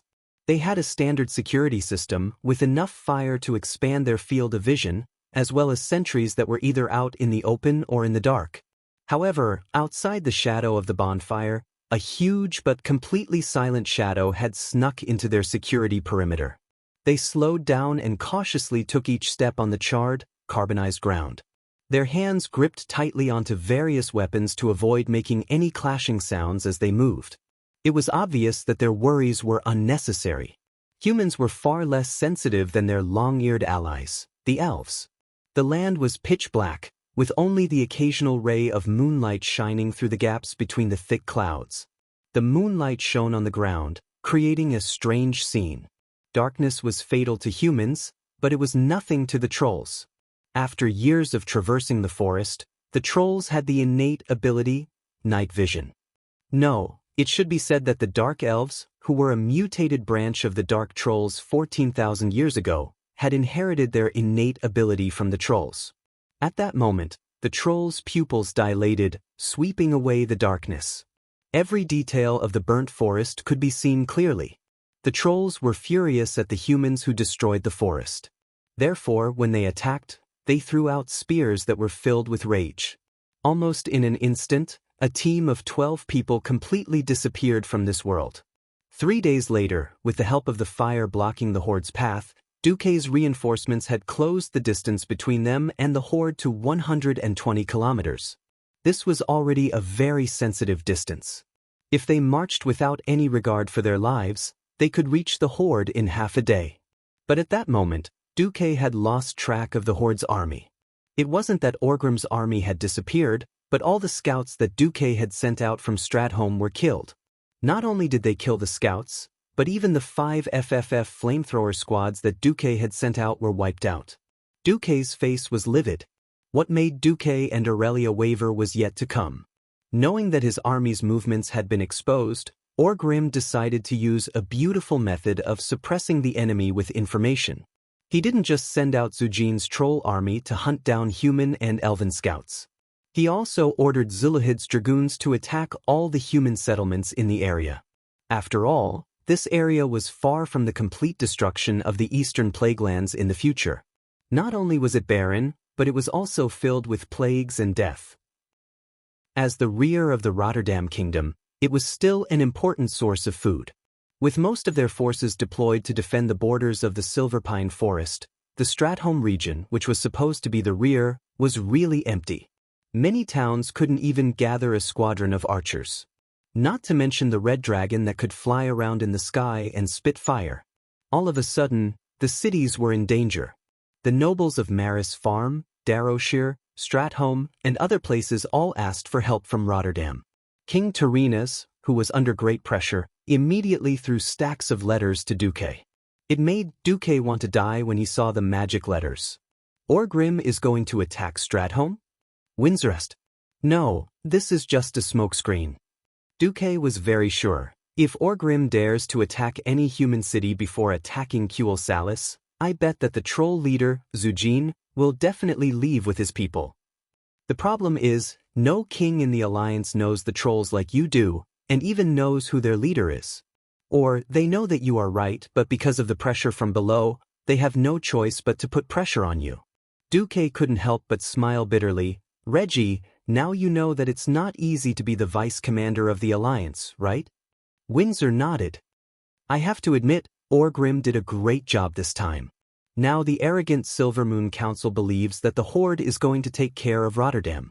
And Rotterdam can't wait for the Horde to leave. It doesn't matter if we fight the elves or jump into the sea, as long as we don't wander around their land. So, we can only rely on the two ladies, Windrunner? Yes, let's set up camp. Since they had fewer soldiers than the Horde, Duque didn't dare to advance recklessly. He could play with the elves and attack the Horde from the front and back. Once they were ambushed, it would only be a matter of minutes before they were destroyed. He couldn't afford to gamble. On the other side, in the name of the Silver Moon, where are they? Aurelia held a long, thin sword in her hand as she ran in the forest. The leaves and branches made her look a little blurry. The few rangers had fanned out in all directions to expand their scouting range. However, when Aurelia found out that the trolls were their enemies, she hoped that they wouldn't break into the trolls' encirclement. She hoped that she or Servanas would find these evil green-skinned creatures first. Aurelia was confused again. Her logic and emotions told her that Duque's deduction was correct. In fact, it was because Aurelia obeyed and followed his arrangements that she would cross the mountains to search for the Horde. On the other hand, she couldn't help but think that if she hadn't come to Long Song Forest for help, she would have been able to face the invaders with her family and her compatriots and fight against the evil together with the orcs and trolls. It was a very contradictory feeling. She knew that Duque wanted her to separate from Kuel Salis for some special reason, but she couldn't give up her country and people. After all, this was the land she had lived and fought for thousands of years. Aurelia was very conflicted. At this moment, she suddenly heard a whistle in the wind. It was her sister calling her. Aurelia quickly rushed over. It was a fork in the forest. This was not a traditional path for people to walk, it was more like a path for animals. However, this path had a special meaning for the trolls. The trolls liked to use this kind of fork to announce important things. For example, this was a withered troll corpse hanging at a fork in the road. The color of the corpse's fur was still shiny, and all the feathers and tooth ornaments on the body were very new, but this troll seemed to have all the flesh and blood in its body. This is the former leader of a troll clan. He failed in some kind of leadership election ceremony and was directly sacrificed to an evil god. Then, I found that the entire clan migrated north.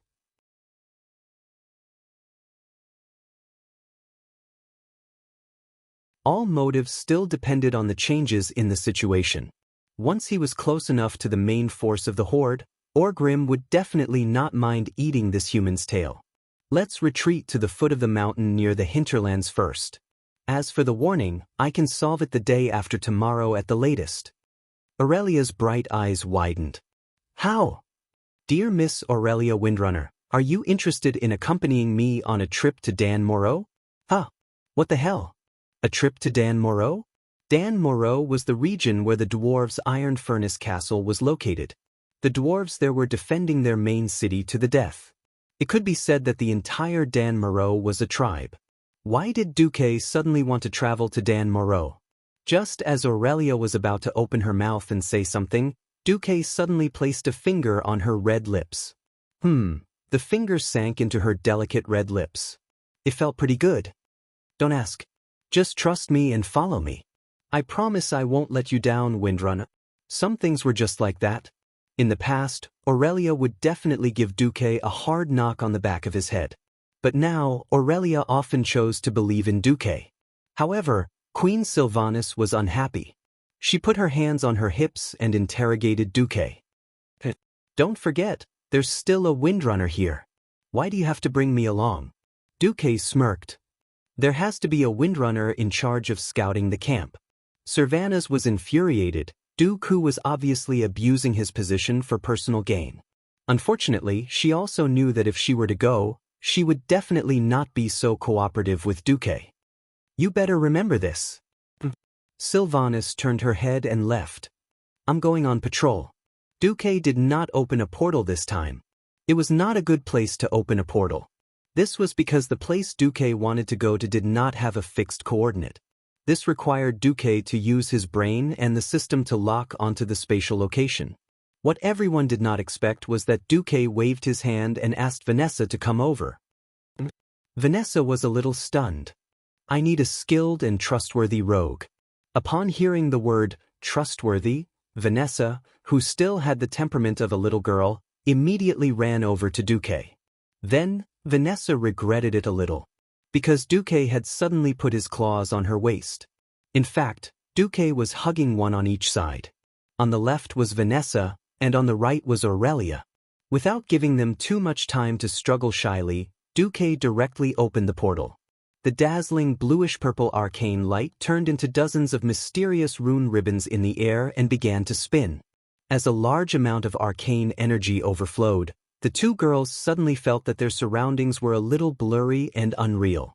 A small hole was torn in space, and instantly, an unstoppable force sucked them in.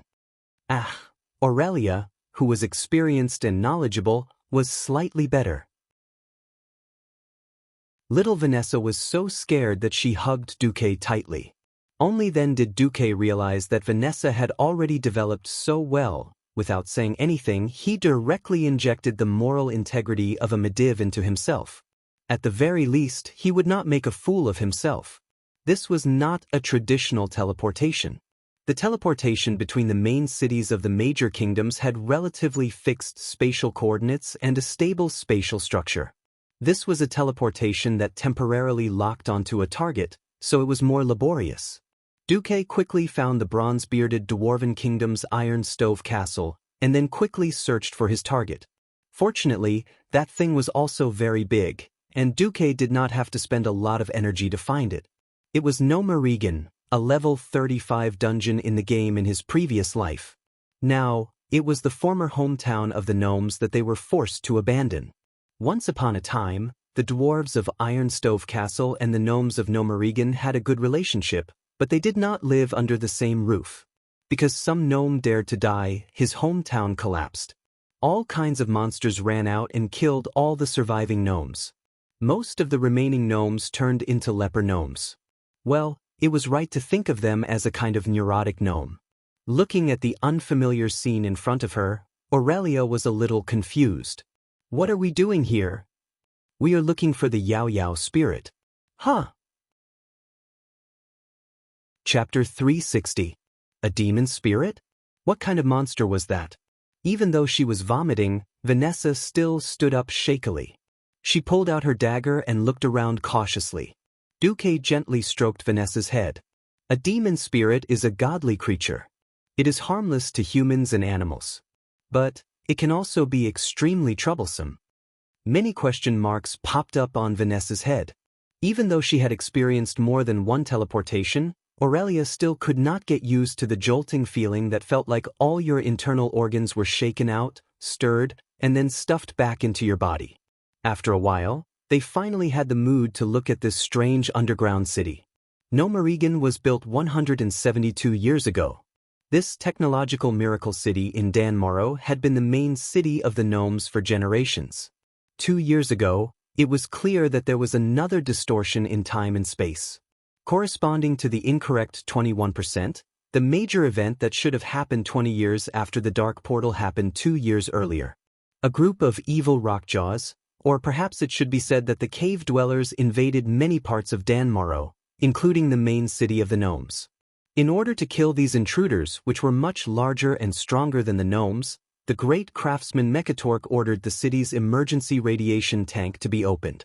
The gnomes were waiting for the rockjaws to die or escape, while also looking for a way to avoid the radiation. Unfortunately, although the rockjaws were infected by the radiation, their attacks did not stop, nor did they weaken. The gnomes that were not killed by the radiation were forced to flee. They found shelter in the nearby dwarven city of Iron Stove Castle. The great craftsman Mechatork formed a think tank to discuss a plan to recapture their beloved city. Of course, before the gnomes succeeded, this place was a typical lawless place. In fact, before Duque transmigrated, he still remembered that the gnomes did not succeed in their battle. It could not be said that there was no progress.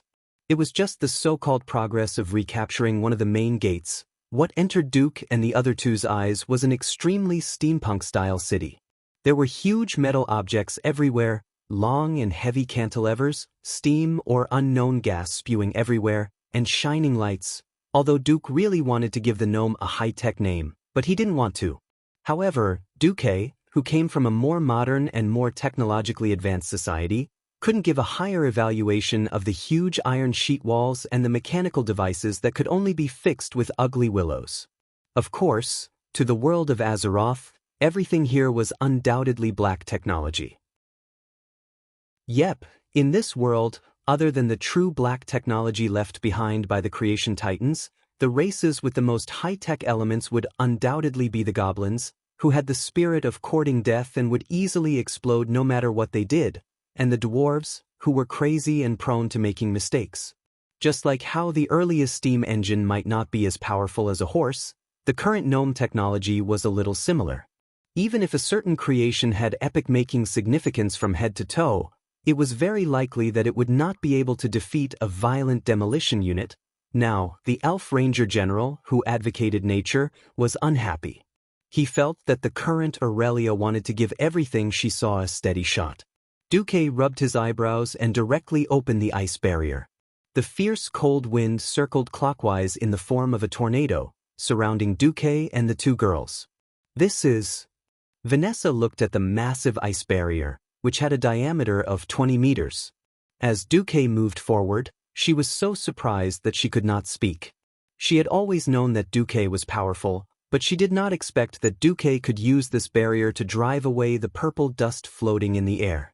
Time was running out, so Duque did not explain too much. He then led the two women into the depths of Nomarigan. Aurelia was surprised because it seemed that no one had been here for a long time. Duque was obviously very familiar with this place. Have you been here before? No, but I've read about this place in detail in the books. Duque said something that even he himself did not believe. It was exactly the time when he took his brothers to play dungeons until he threw up. There were subterranean dwellers that were only half the height of a human, or leprosy gnomes that were even shorter and had disgusting blisters all over their bodies, but Duke easily took care of them with Hand of Magic's Ice Spear spell. Duque was completely indifferent to these monsters that could only cause trouble for earth mages. The first floor, the second floor, the third floor. It was almost like an outing. Duque led the two girls through rooms, through boxes, and all kinds of high-altitude drops. Finally, they came to the fourth floor of Nomarigan. It was an enormous steel passage. The passage of the fourth floor in reality was much larger than Duque had imagined. It was a full 50 meters wide and more than 30 meters tall. In the steel passage, There were iron floors and iron handrails all the way. With their dynamic vision, Aurelia and Vanessa easily captured a strange thing that was glowing red at the far end of the passage. It was hard to describe what it was. It was about the size of a dwarf and also had short limbs, except that its chest was extremely small and its head was enormous. Of course, the so-called head was a red light that repeatedly scanned the surroundings. Duque raised his thumb and pointed at the thing in the distance. It's a mobile alarm system, commonly known as the Yao Yao spirit. Of course, this thing is no threat to us. Vanessa, sneak over and see if it can detect you. Duque turned to Aurelia. As for you, please set up a few freezing traps in the direction of the Yao Yao spirit. Freezing trap. Any monster that steps on the trap will instantly turn into a huge block of ice. It will be immobilized for a short time. It was a skill that almost all hunters and rangers knew. Vanessa and Aurelia nodded and did as he said. 30 seconds later, Vanessa arrived in front of the so-called monster spirit. Stealth was a rogue skill that surpassed physical techniques. It could use the rogue profession's unique, focus energy to distort the light around the body to achieve an effect that was invisible to the naked eye. Vanessa was very young, but no one could deny her outstanding talent as a rogue. She was very confident that no one would be able to detect her unless she was very close to a hunter or ranger who specialized in anti-stealth. She was wrong. Just as she was about to walk past the Yao Yao spirit in sneak, the strange iron lump suddenly made a sharp sound. Intruder! Intruder! Chapter 361. Not only did the huge red lamp shine brightly, but there was also a sharp noise. In the next moment, several huge metal objects dashed towards them. Vanessa wanted to use sprint while in stealth to move quickly and leave this weird thing. Who knew that Yao Yao's arm would shoot out a flashing flare, illuminating everything within a few meters as if it was daytime. It directly broke Vanessa's invisibility. Ah! Little Vanessa finally cried out in shock. The metal creatures charged at them too, but they all stepped into Aurelia's trap and turned into large chunks of ice. At that moment, Duque shot a frost arrow and froze the Yao Yao into a large block of ice. Immediately, the huge steel tunnel returned to peace. The shock on Vanessa's face had yet to fade. Clearly, she couldn't accept that her stealth had been broken by such a weird thing. Duque asked Aurelia with a smile, "How does little Vanessa's stealth compare to that of the trolls?" "At least better than 80% of trolls." "That's enough." "Enough?" "Enough," Duque said with absolute certainty. Sniffing the air, Aurelia pointed to the end of the tunnel. "There seems to be a guy who can be called boss over there." Duque smiled. "Whatever. That's not my goal." Duque walked over and unfroze the Yao Yao. Then he stayed where he was and guided the nimble Vanessa to dismantle the mobile alarm robot. A bunch of data appeared on Duque's retina. "You've obtained the preliminary blueprints for the mobile alarm system." Actually, that wasn't entirely true. As an engineering student who dabbled in construction equipment, Duque had already figured out most of the structure of this Wang. All in all, the gnome was really a genius. He had actually used the technology of the steam age to play with automatic control technology. That crazy enemy tracking system was actually capable of sensing vibrations and heat. This was simply beyond the limitations of the times of Tesla, Edison, and Einstein. Of course, it wasn't that the Yao Yao's technology was so advanced. Instead, the gnomes had used a lot of simple, violent, and miraculous devices when they designed this thing. For example, this vibration sensor was similar to the ancient seismograph from before Duque's transmigration, but it was more sophisticated. It was actually using the gear to sense the vibration between every step it took. In that short interval, no one would have realized that it was actually sensing the vibrations within a radius of tens of meters in a stationary state. Once there was a vibration, it would enter the next stage. I tested it with a heat-sensing stone. When it passed through again, it would automatically fire a flare in the direction of the heat source to further confirm whether the target was invisible or in a hidden state. The three types of confirmations ensured that there would be no mistake. Finally, there was the crazy high-frequency horn alarm. On top of that, it had an unscientific power system that leaned towards magic. Mobile alarm system, robot appeared. Duque did not go to the final boss. It was not easy to clear out Gnomerigan. In addition to clearing out the traitor of the gnomes, he also had to block all the cracks between the rocks and clean up the weak radiation. Duque didn't have the spare time to do this. So, Duque took the two girls directly to the engineering laboratory. A day later, Duque returned to his private army and brought back a large number of the latest models of the goblins. System Elf, are you sure there's no problem with this thing? Duque had deep dark circles under his eyes and looked tired. But it was worth it for the sake of the 30,000 soldiers. Dear host, I'm very sure. All the gravity sensors have been set to 150 kilograms. Only humanoid creatures that exceed this weight will trigger the alarm. And according to the host's habit, I've set the most prominent warning sound for the goblins. That's good. Duque almost emptied the entire engineering laboratory of Gnomerigan. McNeil, the great trader who betrayed the great craftsman and all the gnomes, would probably go crazy on the spot if he found out. So, after Duque gave some instructions, the army set off again. Few people knew that there was actually an engineering laboratory on the 4th floor of Gnomerigan. No one would know what Duque had done in that laboratory. Then, he moved the things in the laboratory to Karazhan. The soldiers of Stormwind looked curiously at a bunch of strange machines with bark on their heads running around the army. Tick-tock, made a strange noise. Then, it didn't seem to have any effect until that night. Windsor was puzzled by Duque's arrangement. Duque only left the minimum number of sentries, and instead deployed at least 200 rapid response troops. It was a cavalry unit that was forbidden to sleep all night. Their equipment was also very strange. Lassos with steel wires?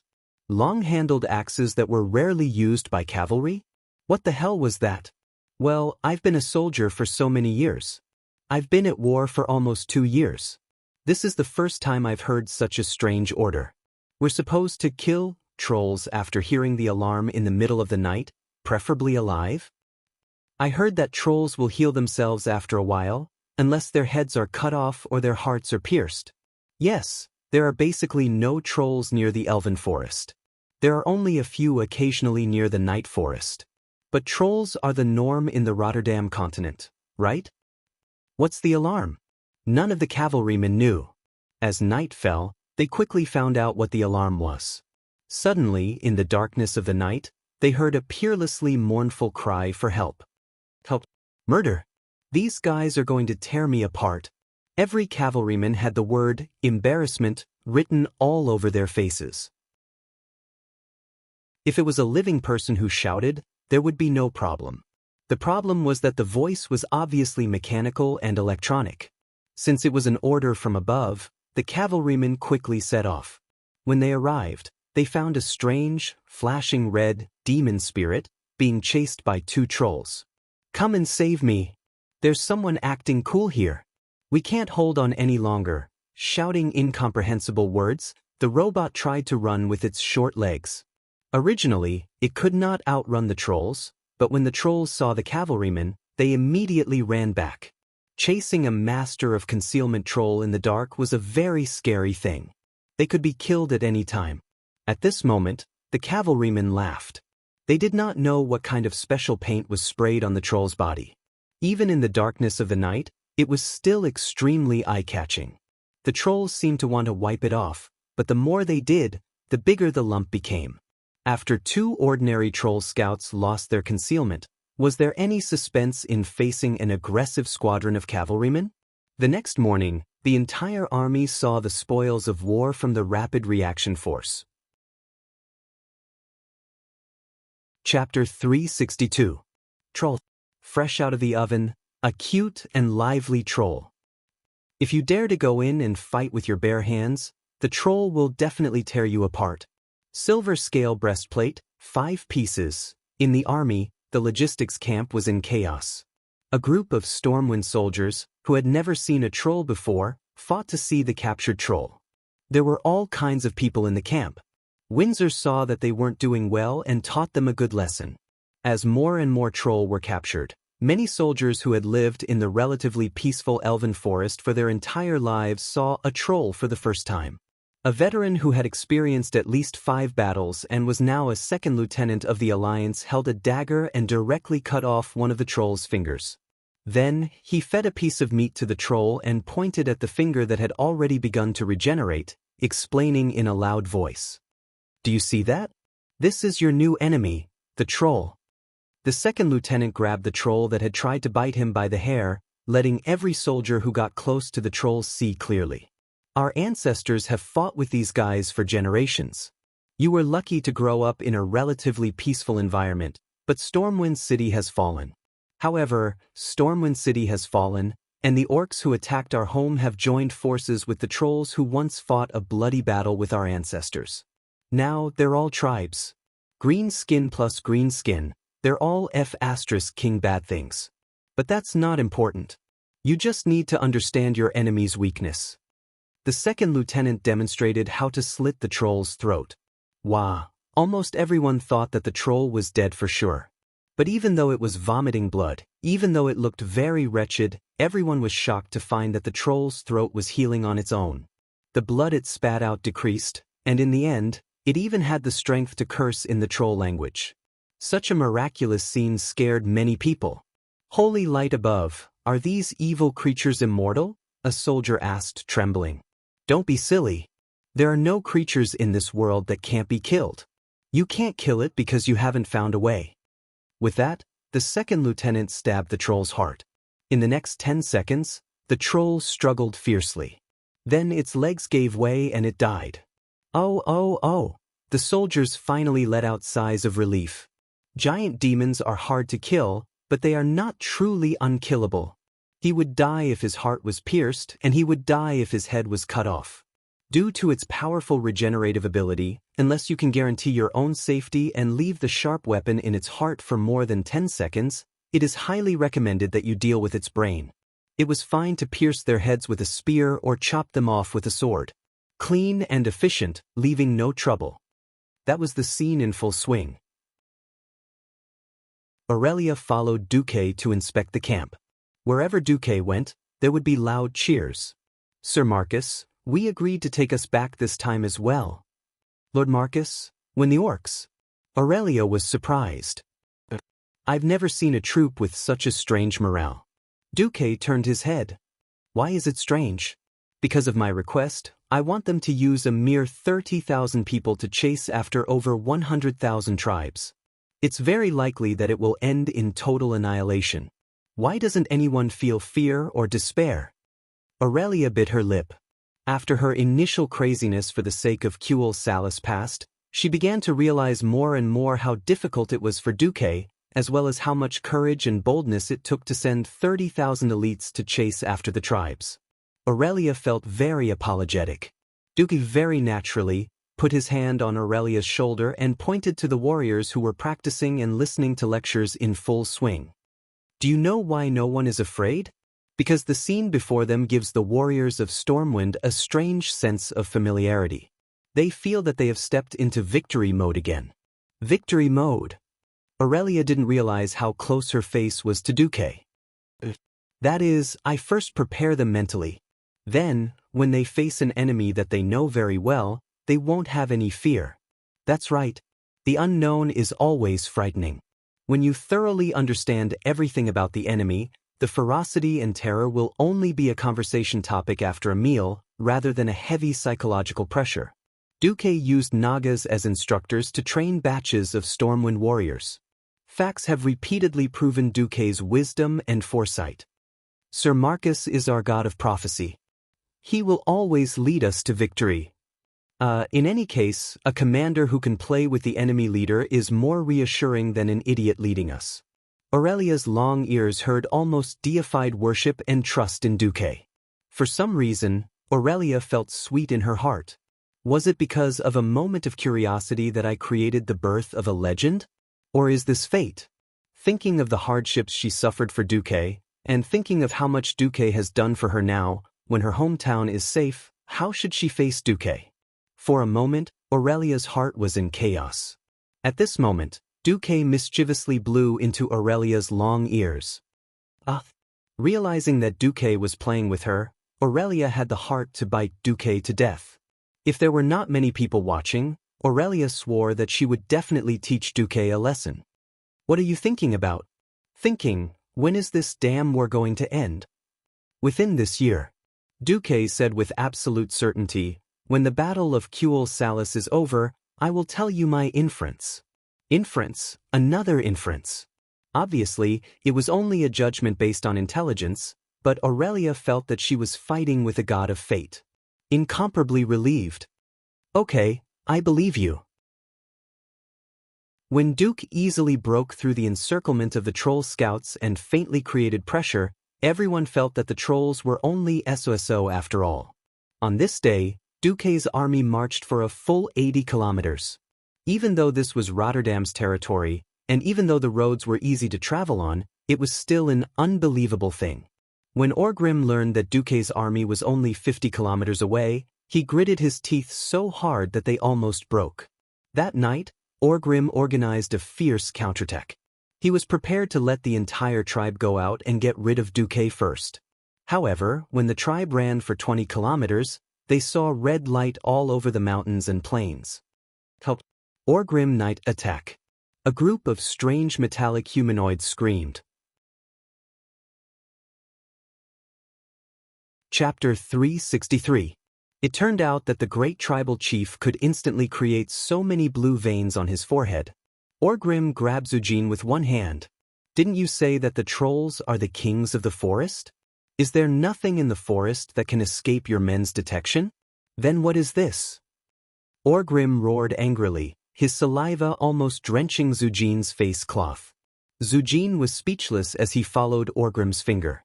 Half a quarter of an hour ago, his most trusted scout had reported to him that the road ahead was unimpeded. There were no traps, no enemies, and there were no sentries within 3 kilometers of the enemy. A while ago, many troll scouts who got too close to the human camp were caught. Zujin had always thought that it was because they got too close to the humans' magic traps. Just like the thousands of years of war between the trolls and the elves, the trolls still couldn't figure out the uses of the long-eared magic. The only two things the trolls could rely on were their numbers and strong vitality. Now, it was clear that this was beyond the scope of magic. The red light that symbolized an alarm stretched from the horizon to the horizon. These strange metal creatures were shouting and yelling. The noise was so loud that it could even wake up a bear in the east. Now, the horde had two choices. The first was to retreat, but this would hurt their morale. The second was to continue running and kill their way into the human camp within 2 hours. As long as they could stick to the humans, even if there was a loss of stamina, Orgrim firmly believed that his 100,000 beastmen and trolls could easily destroy this annoying tail. Gul'dan, I need you to contact Zulu Hid. Orgrim ordered the evil warlock king not far from him. Gul'dan's face was filled with humility. Yes, great tribal chief. His wrinkled fingers drew a few runes that flowed with evil energy in the air. Along the mirror that appeared in the air, Orgrim saw his deputy. In the image, a strong gust of wind blew in the air. It was Zulu Hid and his adult red dragon mount. Feeling the uncomfortable spiritual connection, Zulu Hid frowned, but he still took the initiative to speak. Great tribal chief, the humans seem to have received the alarm, but they don't seem to be afraid of our attack. Or perhaps, they don't know how many of us are attacking. They sent less than 100 horsemen out of camp. But that long-eared powerhouse seems to be in the camp. I saw a wyvern cavalryman who got too close get shot to death. At this moment, Zujin suddenly came to a realization. That's right. The humans have never used more than 200 scouts to capture me.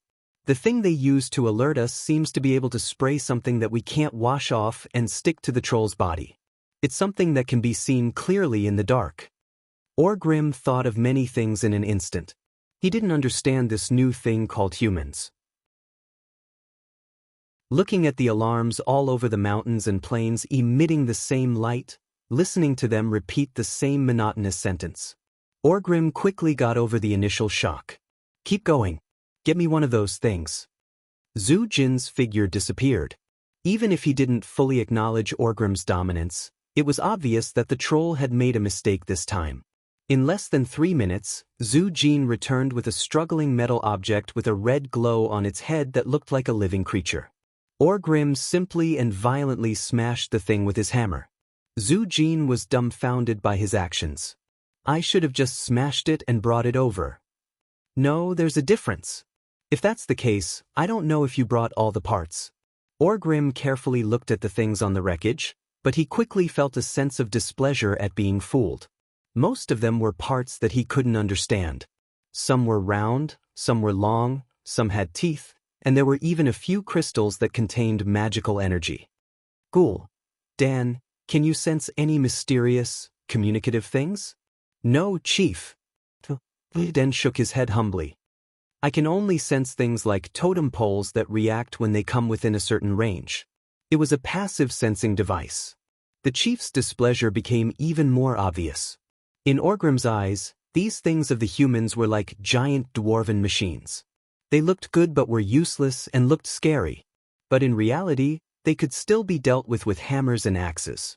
In the end, this was no different from the simple traps that the beastmen used for hunting. It was like tying a bell on a string. If an idiot stepped on the string, the bell would immediately ring. Full speed. Orgrim raised the doomhammer in his hand up high. 30 kilometers away, Aurelia stared at the wyvern that was hovering above the horizon. Will Orgrim fall for it? Aurelia asked Duque softly as she looked lovingly at her exhausted sister who was resting on a bed. He will. Duque's face was full of confidence. Then, the two of them looked at the huge but empty camp. There were many humanoid creatures in the camp, but they were all scarecrows wearing armor. There were only 3,000 cavalrymen that actually traveled 80 kilometers in a day. But 1 man, 2 horses, and a large number of carriages carrying supplies. They used 3,000 people to create a huge camp that could accommodate 30,000 people. There were cauldrons boiling soup, chefs distributing black bread, and patrolling soldiers. It looked no different from an army. Only their own people knew that the soldiers were only pretending when the wyverns got a little closer. Even if they were the elites of Stormwind, the soldiers were exhausted. In fact, the main force was still 50 kilometers away. A smug smile appeared on Duke's face. The horde was getting closer. Duque's horde faithfully sent back all kinds of information.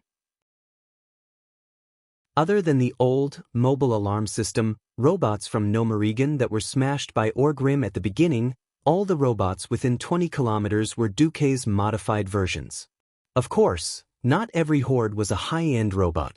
Duque installed a simple control system that evolved from Morse code. Not all of the monsters revealed their faces.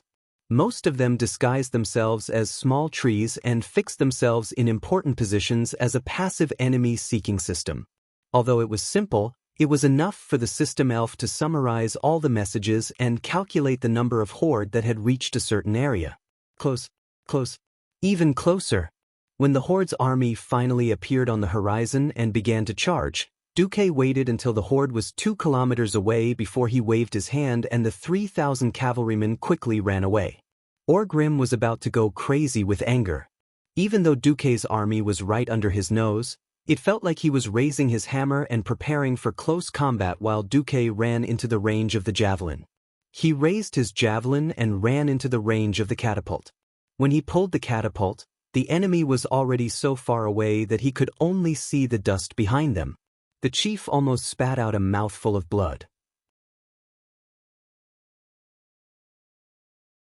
Chapter 364. Money could not buy one's foresight. There was no medicine for regret in this world. Seeing Duque's men leave so quickly, Orgrim was filled with regret. Along the way, he had forced a group of warlike orcs to submit to him, and only then was he able to sneak until now. While the demonic blood gave the orcs great strength and physique, it also increased their warlike nature to the extreme. This was a group of rebellious subordinates. To maintain the orcs' bloodthirst and desire for destruction, the tribe had to pay a high price. If Duque accepted the challenge, even if the tribe lost, Orgrim could still mediate. Now, Duque's army was as slippery as a loach. If they did not fight, Orgrim could not do anything to Duque. Duque was clearly trying to drag the tribe to death. Now that the orcs and trolls had just joined forces, There were many conflicts that had not been resolved. In order to unite different forces and races, apart from having a common goal and non-conflicting interests, the most important factor was victory. Any new organization needed to be nourished by victory and success in order to grow. The reason why Duque could quickly gain such a high reputation in the alliance was because Duque was the ever-victorious marshal. Orgrim could not make a promise to the trolls and then delay attacking the elves. On the contrary, the longer he delayed, the better it was for the alliance. From the holy city of Stratholme to the east, it was basically barren land. Even if the tribe turned the sky upside down here, it would not affect Rotterdam too much. Moreover, once the hinterlands was cleared, Duque would receive 20,000 elite human soldiers and an entire Wormhammer dwarf griffin aeronauts as support. That was what Duque was using. Unfortunately, while Duque's calculations were accurate, Orgrim was even more ruthless. Looking at the empty human camp, every orc warrior's face was filled with anger and indignation.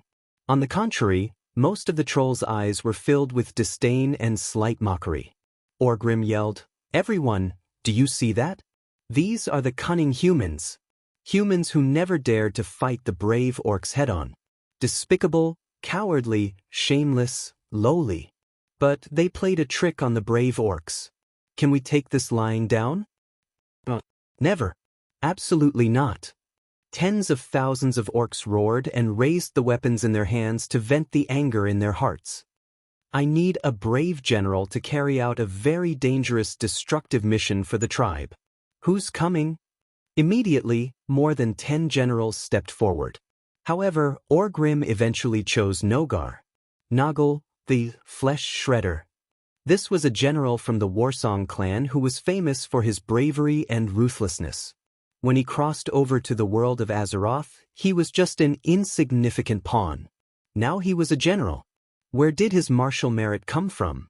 Ask the human warriors that he had torn into pieces. In his hands, he had torn at least 3 champion knights apart. These warriors of the human world had become a part of his terrifying legend. Orgrim opened the detailed map he obtained from the humans. "I need you to select 10,000 of your most violent beastmen warriors to destroy this place and this place. Then, they will meet up with us here. Can you do it?"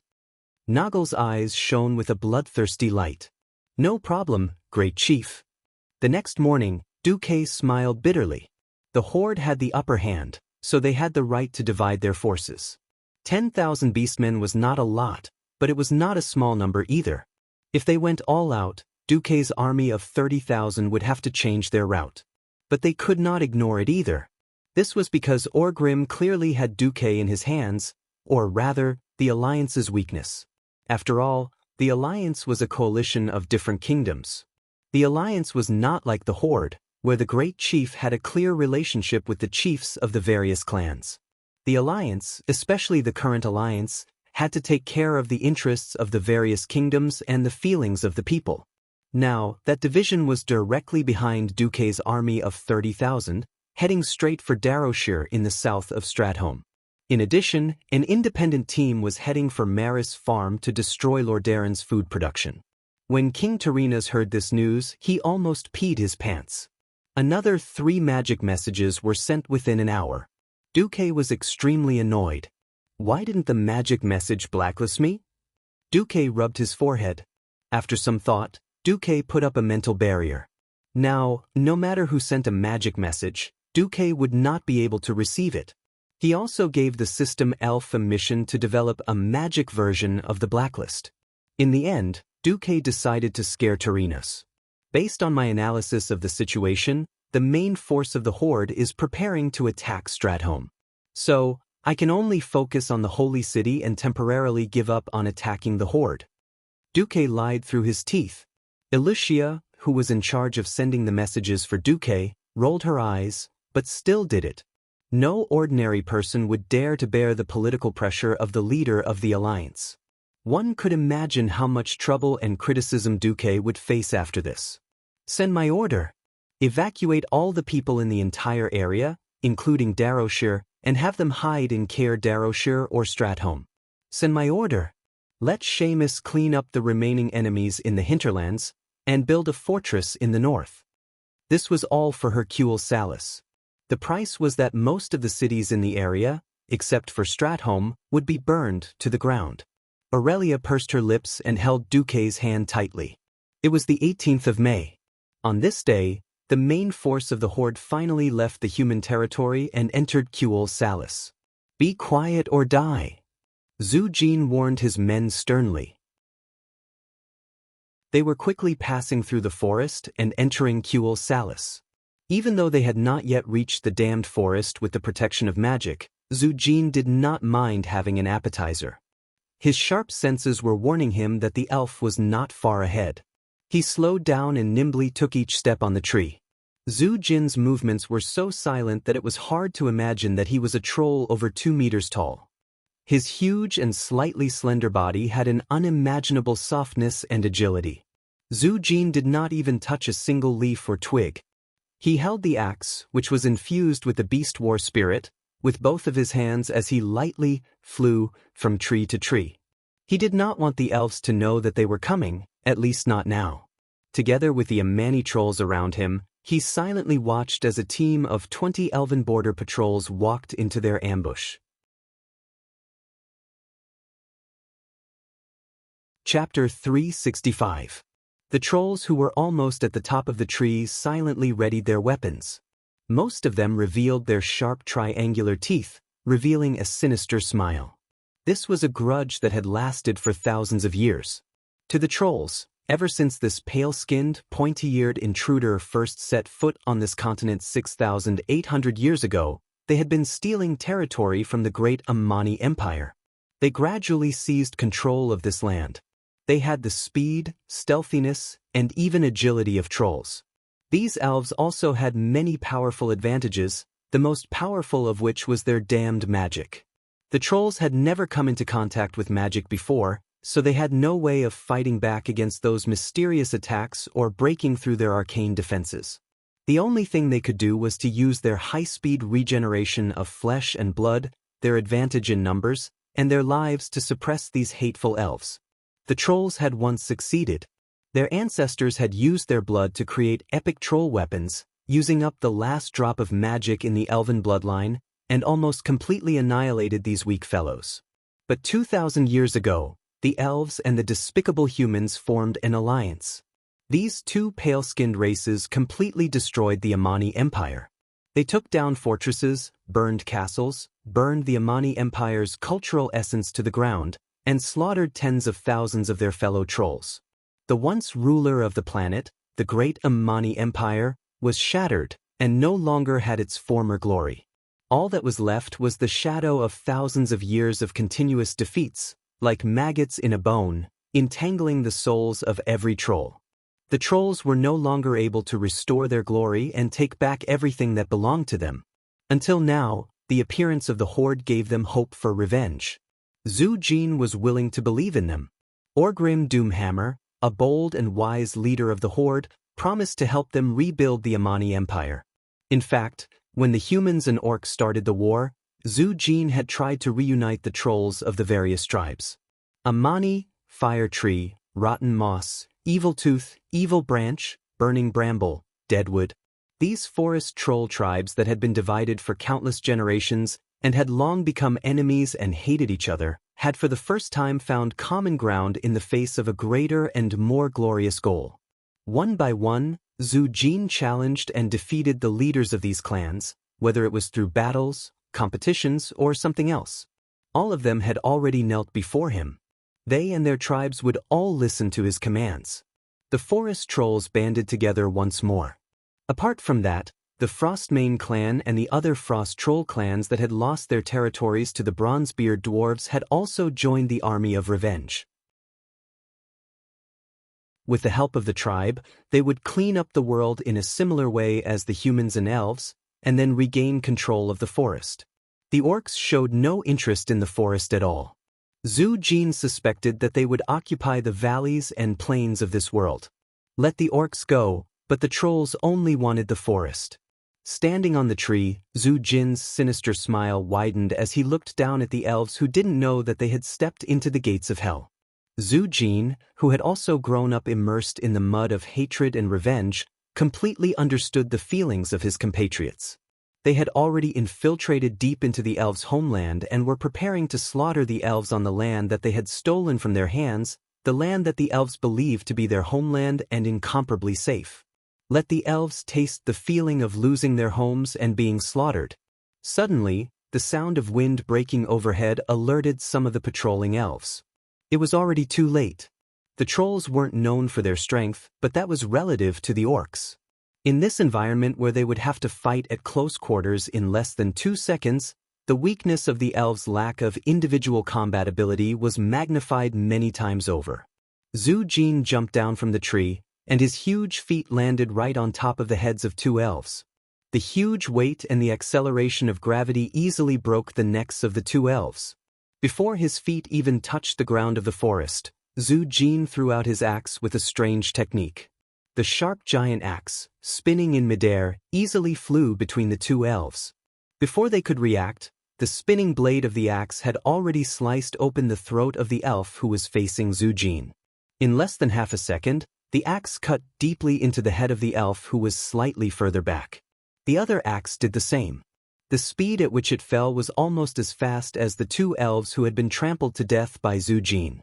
The remaining 4 elves lost their lives and collapsed, their blood splattering on the leaves of the forest grass. It was a ghastly sight. Before they could even scream, the rest of the elves were also taken care of by the trolls who descended from the sky like lightning. Zhu Jin was very satisfied with this ambush that was like an appetizer. Cut off their heads and hang them up. If there's a chance, tell the elves that the trolls are coming. On all fronts in the southern part of the Longsong forest, the trolls attacked the elven patrols in a frenzy. Some troll armies easily won, while others paid a heavy price. What? You're saying that some of the elves predicted our arrival and made arrangements to surround and kill us? Zhu Jin was very confused by his subordinate's report. If this was a battle where the trolls were warned from above, then the trolls' losses would undoubtedly be much greater. Unfortunately, the trolls only suffered a crushing defeat in less than a fifth of the area. The rest were overwhelming victories. Whatever will leave the rest to the orcs. Let's see if Orgrim can break through those damned elven defensive spells like he promised. What are you doing? When Dan approached Orgrim, the great chief barked out a warning question. There are some things that you should see for yourself, Great Doomhammer. Dan bowed deeply. Orgrim nodded and put the hammer on his shoulder, indicating for Dan to lead the way. Dan turned around and led Doomhammer and his personal guards back. Soon, they arrived in front of a large pit that had been dug out. At the bottom of the pit was a large stone, and the rough surface of the stone had countless intricate runes drawn on it. Those strokes were definitely the work of a clever creature. But that wasn't the point. Even someone like Doomhammer, who knew nothing about mystical abilities and spiritual power, could feel the energy emanating from this heavy stone. This is the elven trap? Orgrim asked. Yes, and it's not just a trap.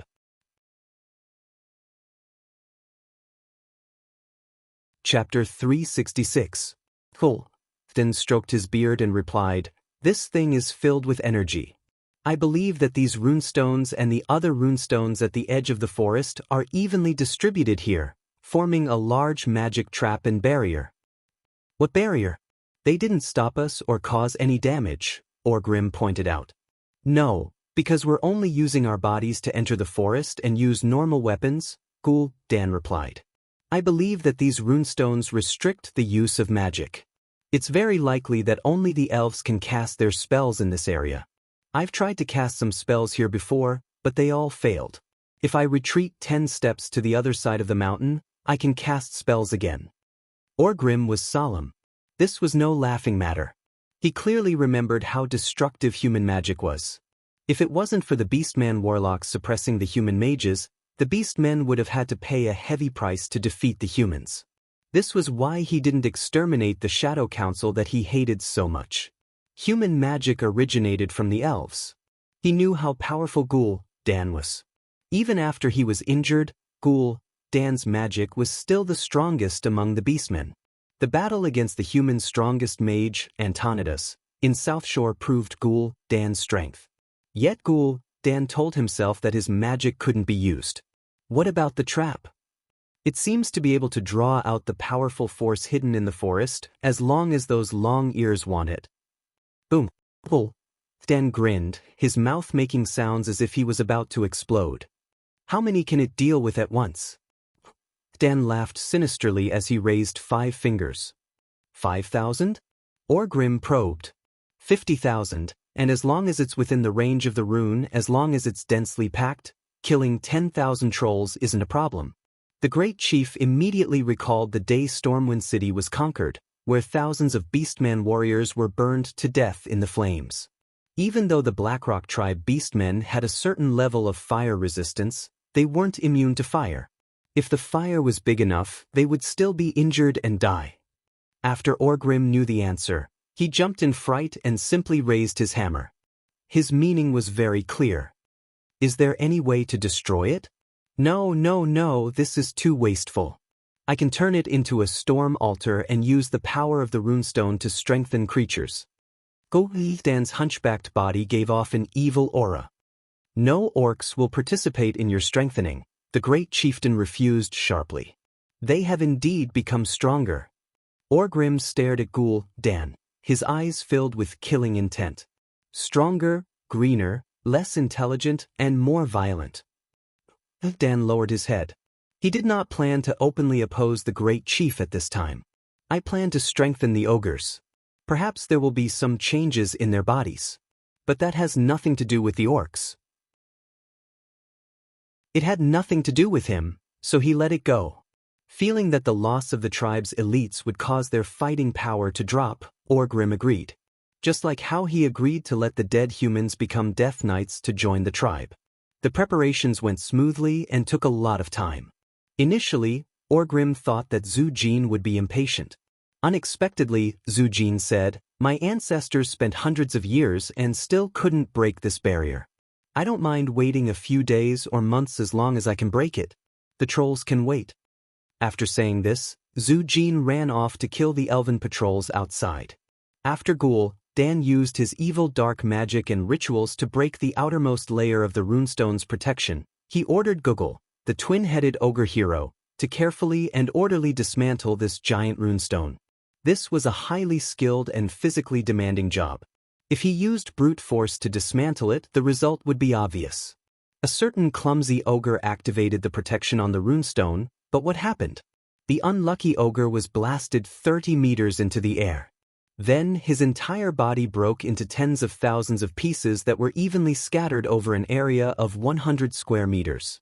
Even if the ogre's mother came here, she would not be able to recognize that this was her child.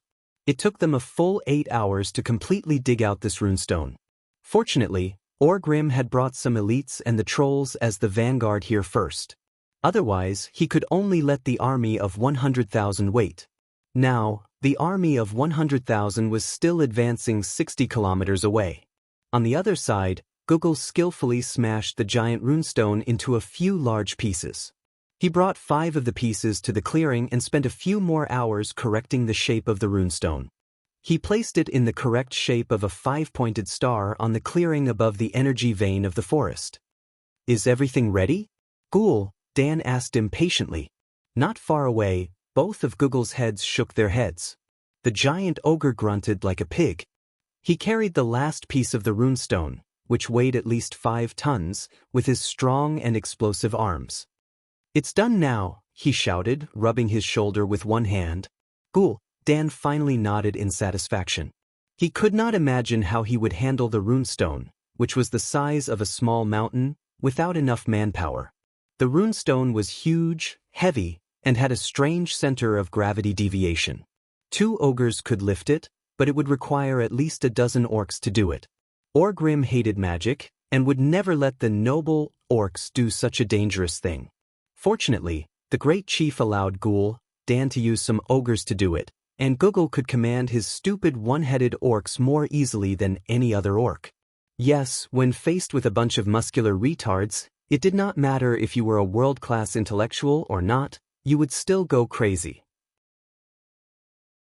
Ghoul Dan could calculate how the elves moved the runestones to their original positions the first time. That had nothing to do with magic. Magic was powerful, but compared to the energy needed to lift 100 kilograms of weight with magic, it was better to use slaves. Forest trolls were about as strong as ogres, but they were much smarter, and they would listen to specific commands. However, the elves did not have the habit of keeping forest troll slaves for long periods of time. The runestone was finally placed in the correct position. Even Ghoul, Dan could not find any fault with it. Cool. Dan waved his hand, and the 5 orc warlocks each chose one of the runestone and stood beside it. Fortunately, Orgrim's brain is only filled with schemes and muscles, and he did not kill all of my men. Otherwise, they would not have been able to complete this ritual. Chapter 367. Just like before, while Ghoul, Dan believed that he would succeed, he wasn't completely sure. However, as an evil warlock with an unparalleled spirit of exploration, there was nothing he couldn't sacrifice. Furthermore, Ghoul, Dan believed that if he failed, he would survive unscathed. Let's begin. He nodded to Kurger, who was shouting at the assembled ogres. He was recruiting lab rats. After some pushing and shoving, grunting and cursing, the weakest of the ogres walked forward. Of course, no matter how weak he was still several times heavier and twice as tall as a human. Google shouted an order at the ogre. The ogre looked like he was ready to die a martyr, shrugging his shoulders as he walked into the empty space in the middle of the stones.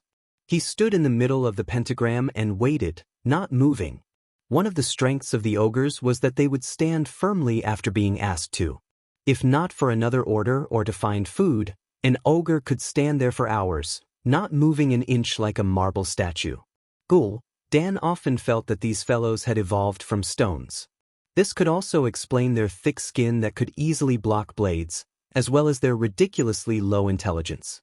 If Ghoul, Dan ordered them to move forward, they would first spend a few seconds thinking about their demon life, perhaps thinking about the human delicacy they ate the night before drooling. Then, they would randomly choose a direction to move forward, killing everything they didn't like along the way. Sometimes, this included their own kind or their master. If he had a choice, Ghoul, Dan definitely wouldn't order these idiots around without Google, Dan's permission. With Google around, at least these idiots would walk in the right direction, and they wouldn't have to worry about hurting their own people. Of course, efficiency was still a mystery.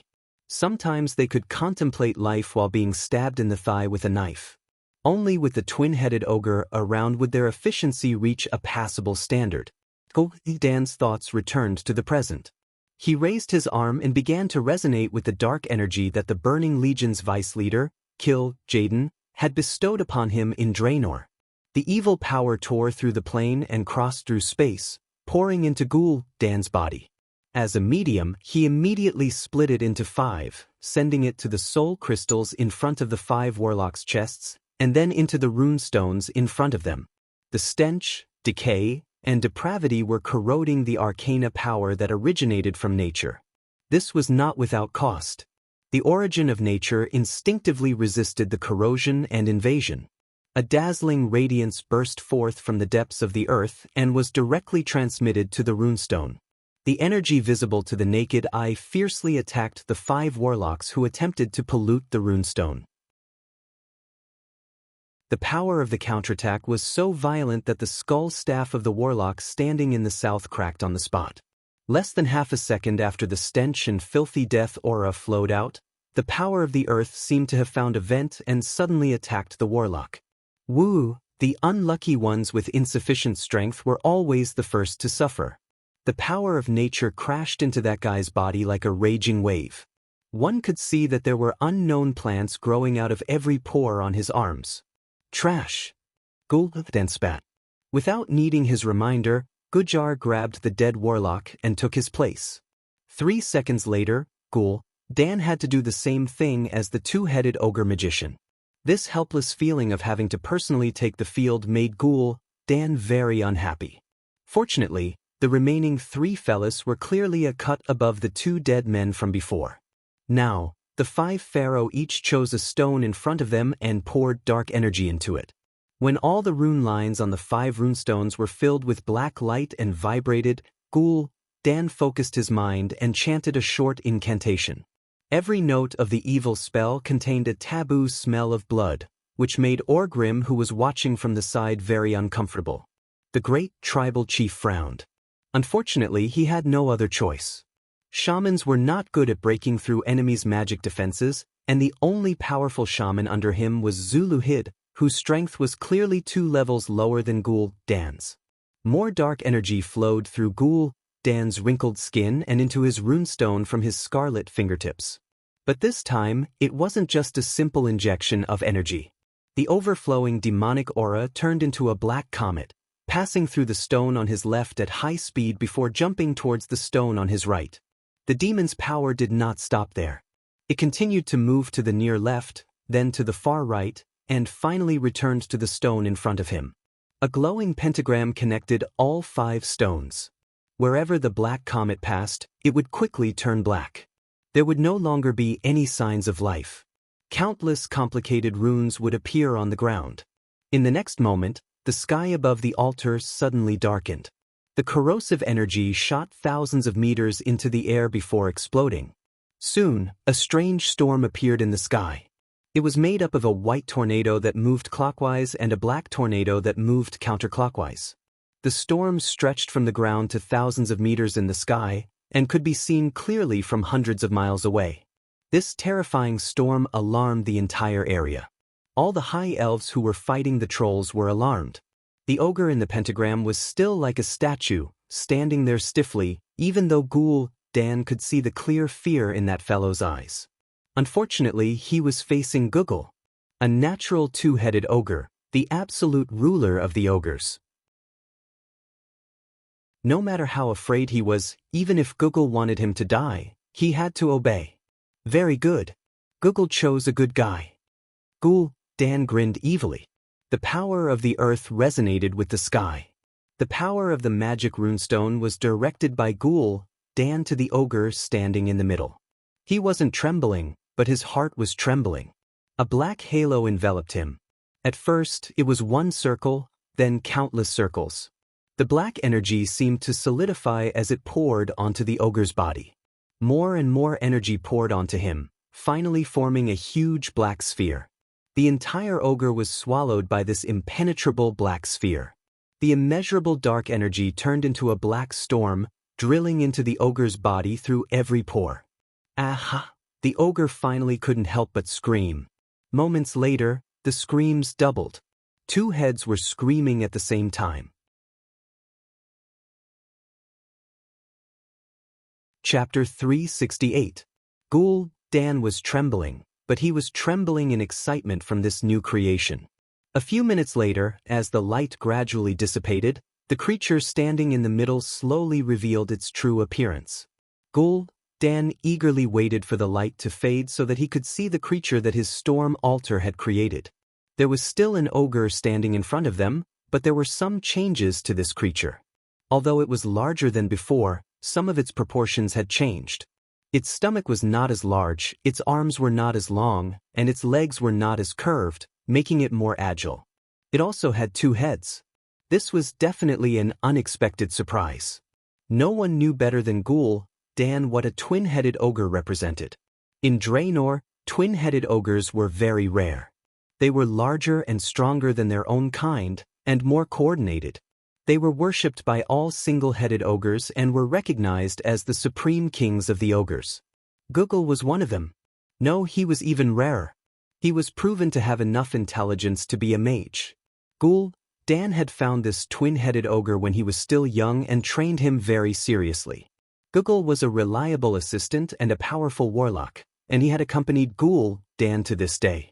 Now, it seemed that Google was no longer alone. A twin-headed ogre. And it was clear that he had high intelligence and coordination. Most importantly, this kind of ogre mage with 2 heads was born with the talent of casting multiple spells. He could maintain his powerful close combat abilities while also casting unparalleled spells. The power that came from the source allowed the twin-headed ogre mage to quickly recognize Ghoul Dan as his master. Then, Ghoul Dan had Google explain to him everything he needed to know about the horde. The ogre mage listened quietly, absorbing everything like a sponge absorbing water. The birth of this mage was definitely good news for Ghoul Dan, who lacked soldiers. Of course, to Orgrim, these were larger and more powerful warriors. The great chief did not care that these new creatures were completely loyal to Ghoul Dan and not him. For a horde with such a large population, twin-headed ogres and ogre mages were just a small part of it. As long as he controlled the entire tribe, no matter what kind of thoughts the people under him had, they had to serve the tribe.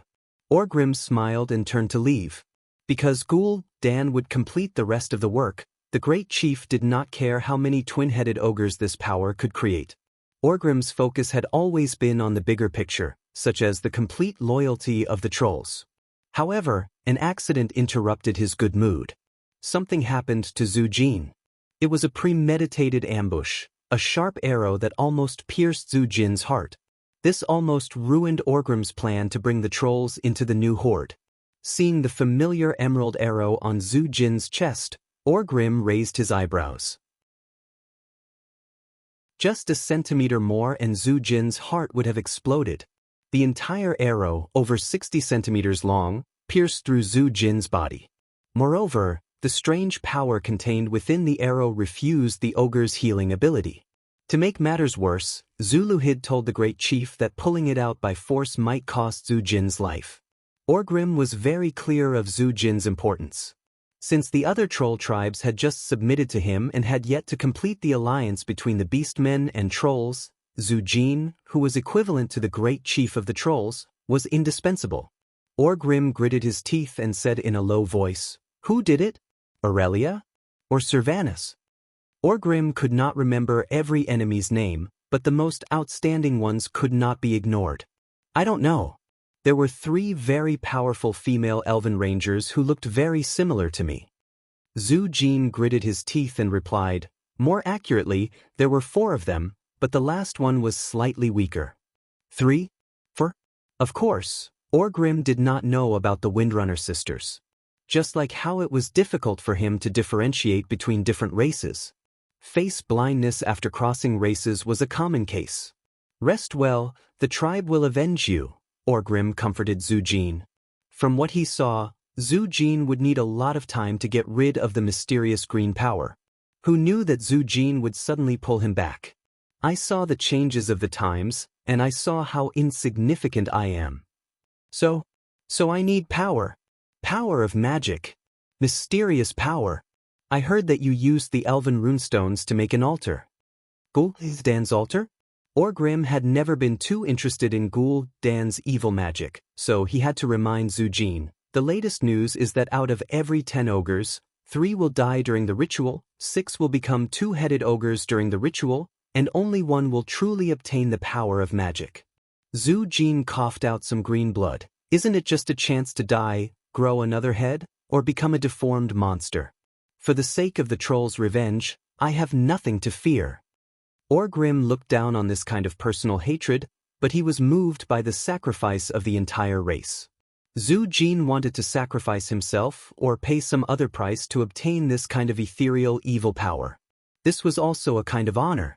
Orgrim did not refuse. "When you think it is appropriate, Ghoul Dan will perform the ritual for you." When Ghoul Dan heard this news, he grinned in joy. "Perhaps I can truly control a great demon chieftain?"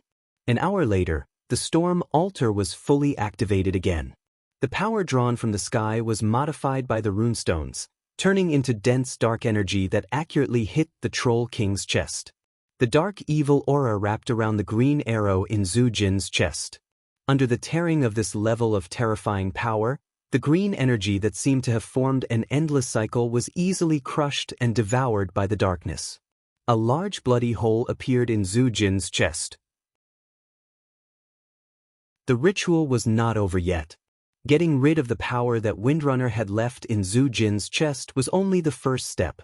When the other runestones poured more dark energy into Zhu Jin's body, the Troll King's chest began to swell up. It was not just his chest.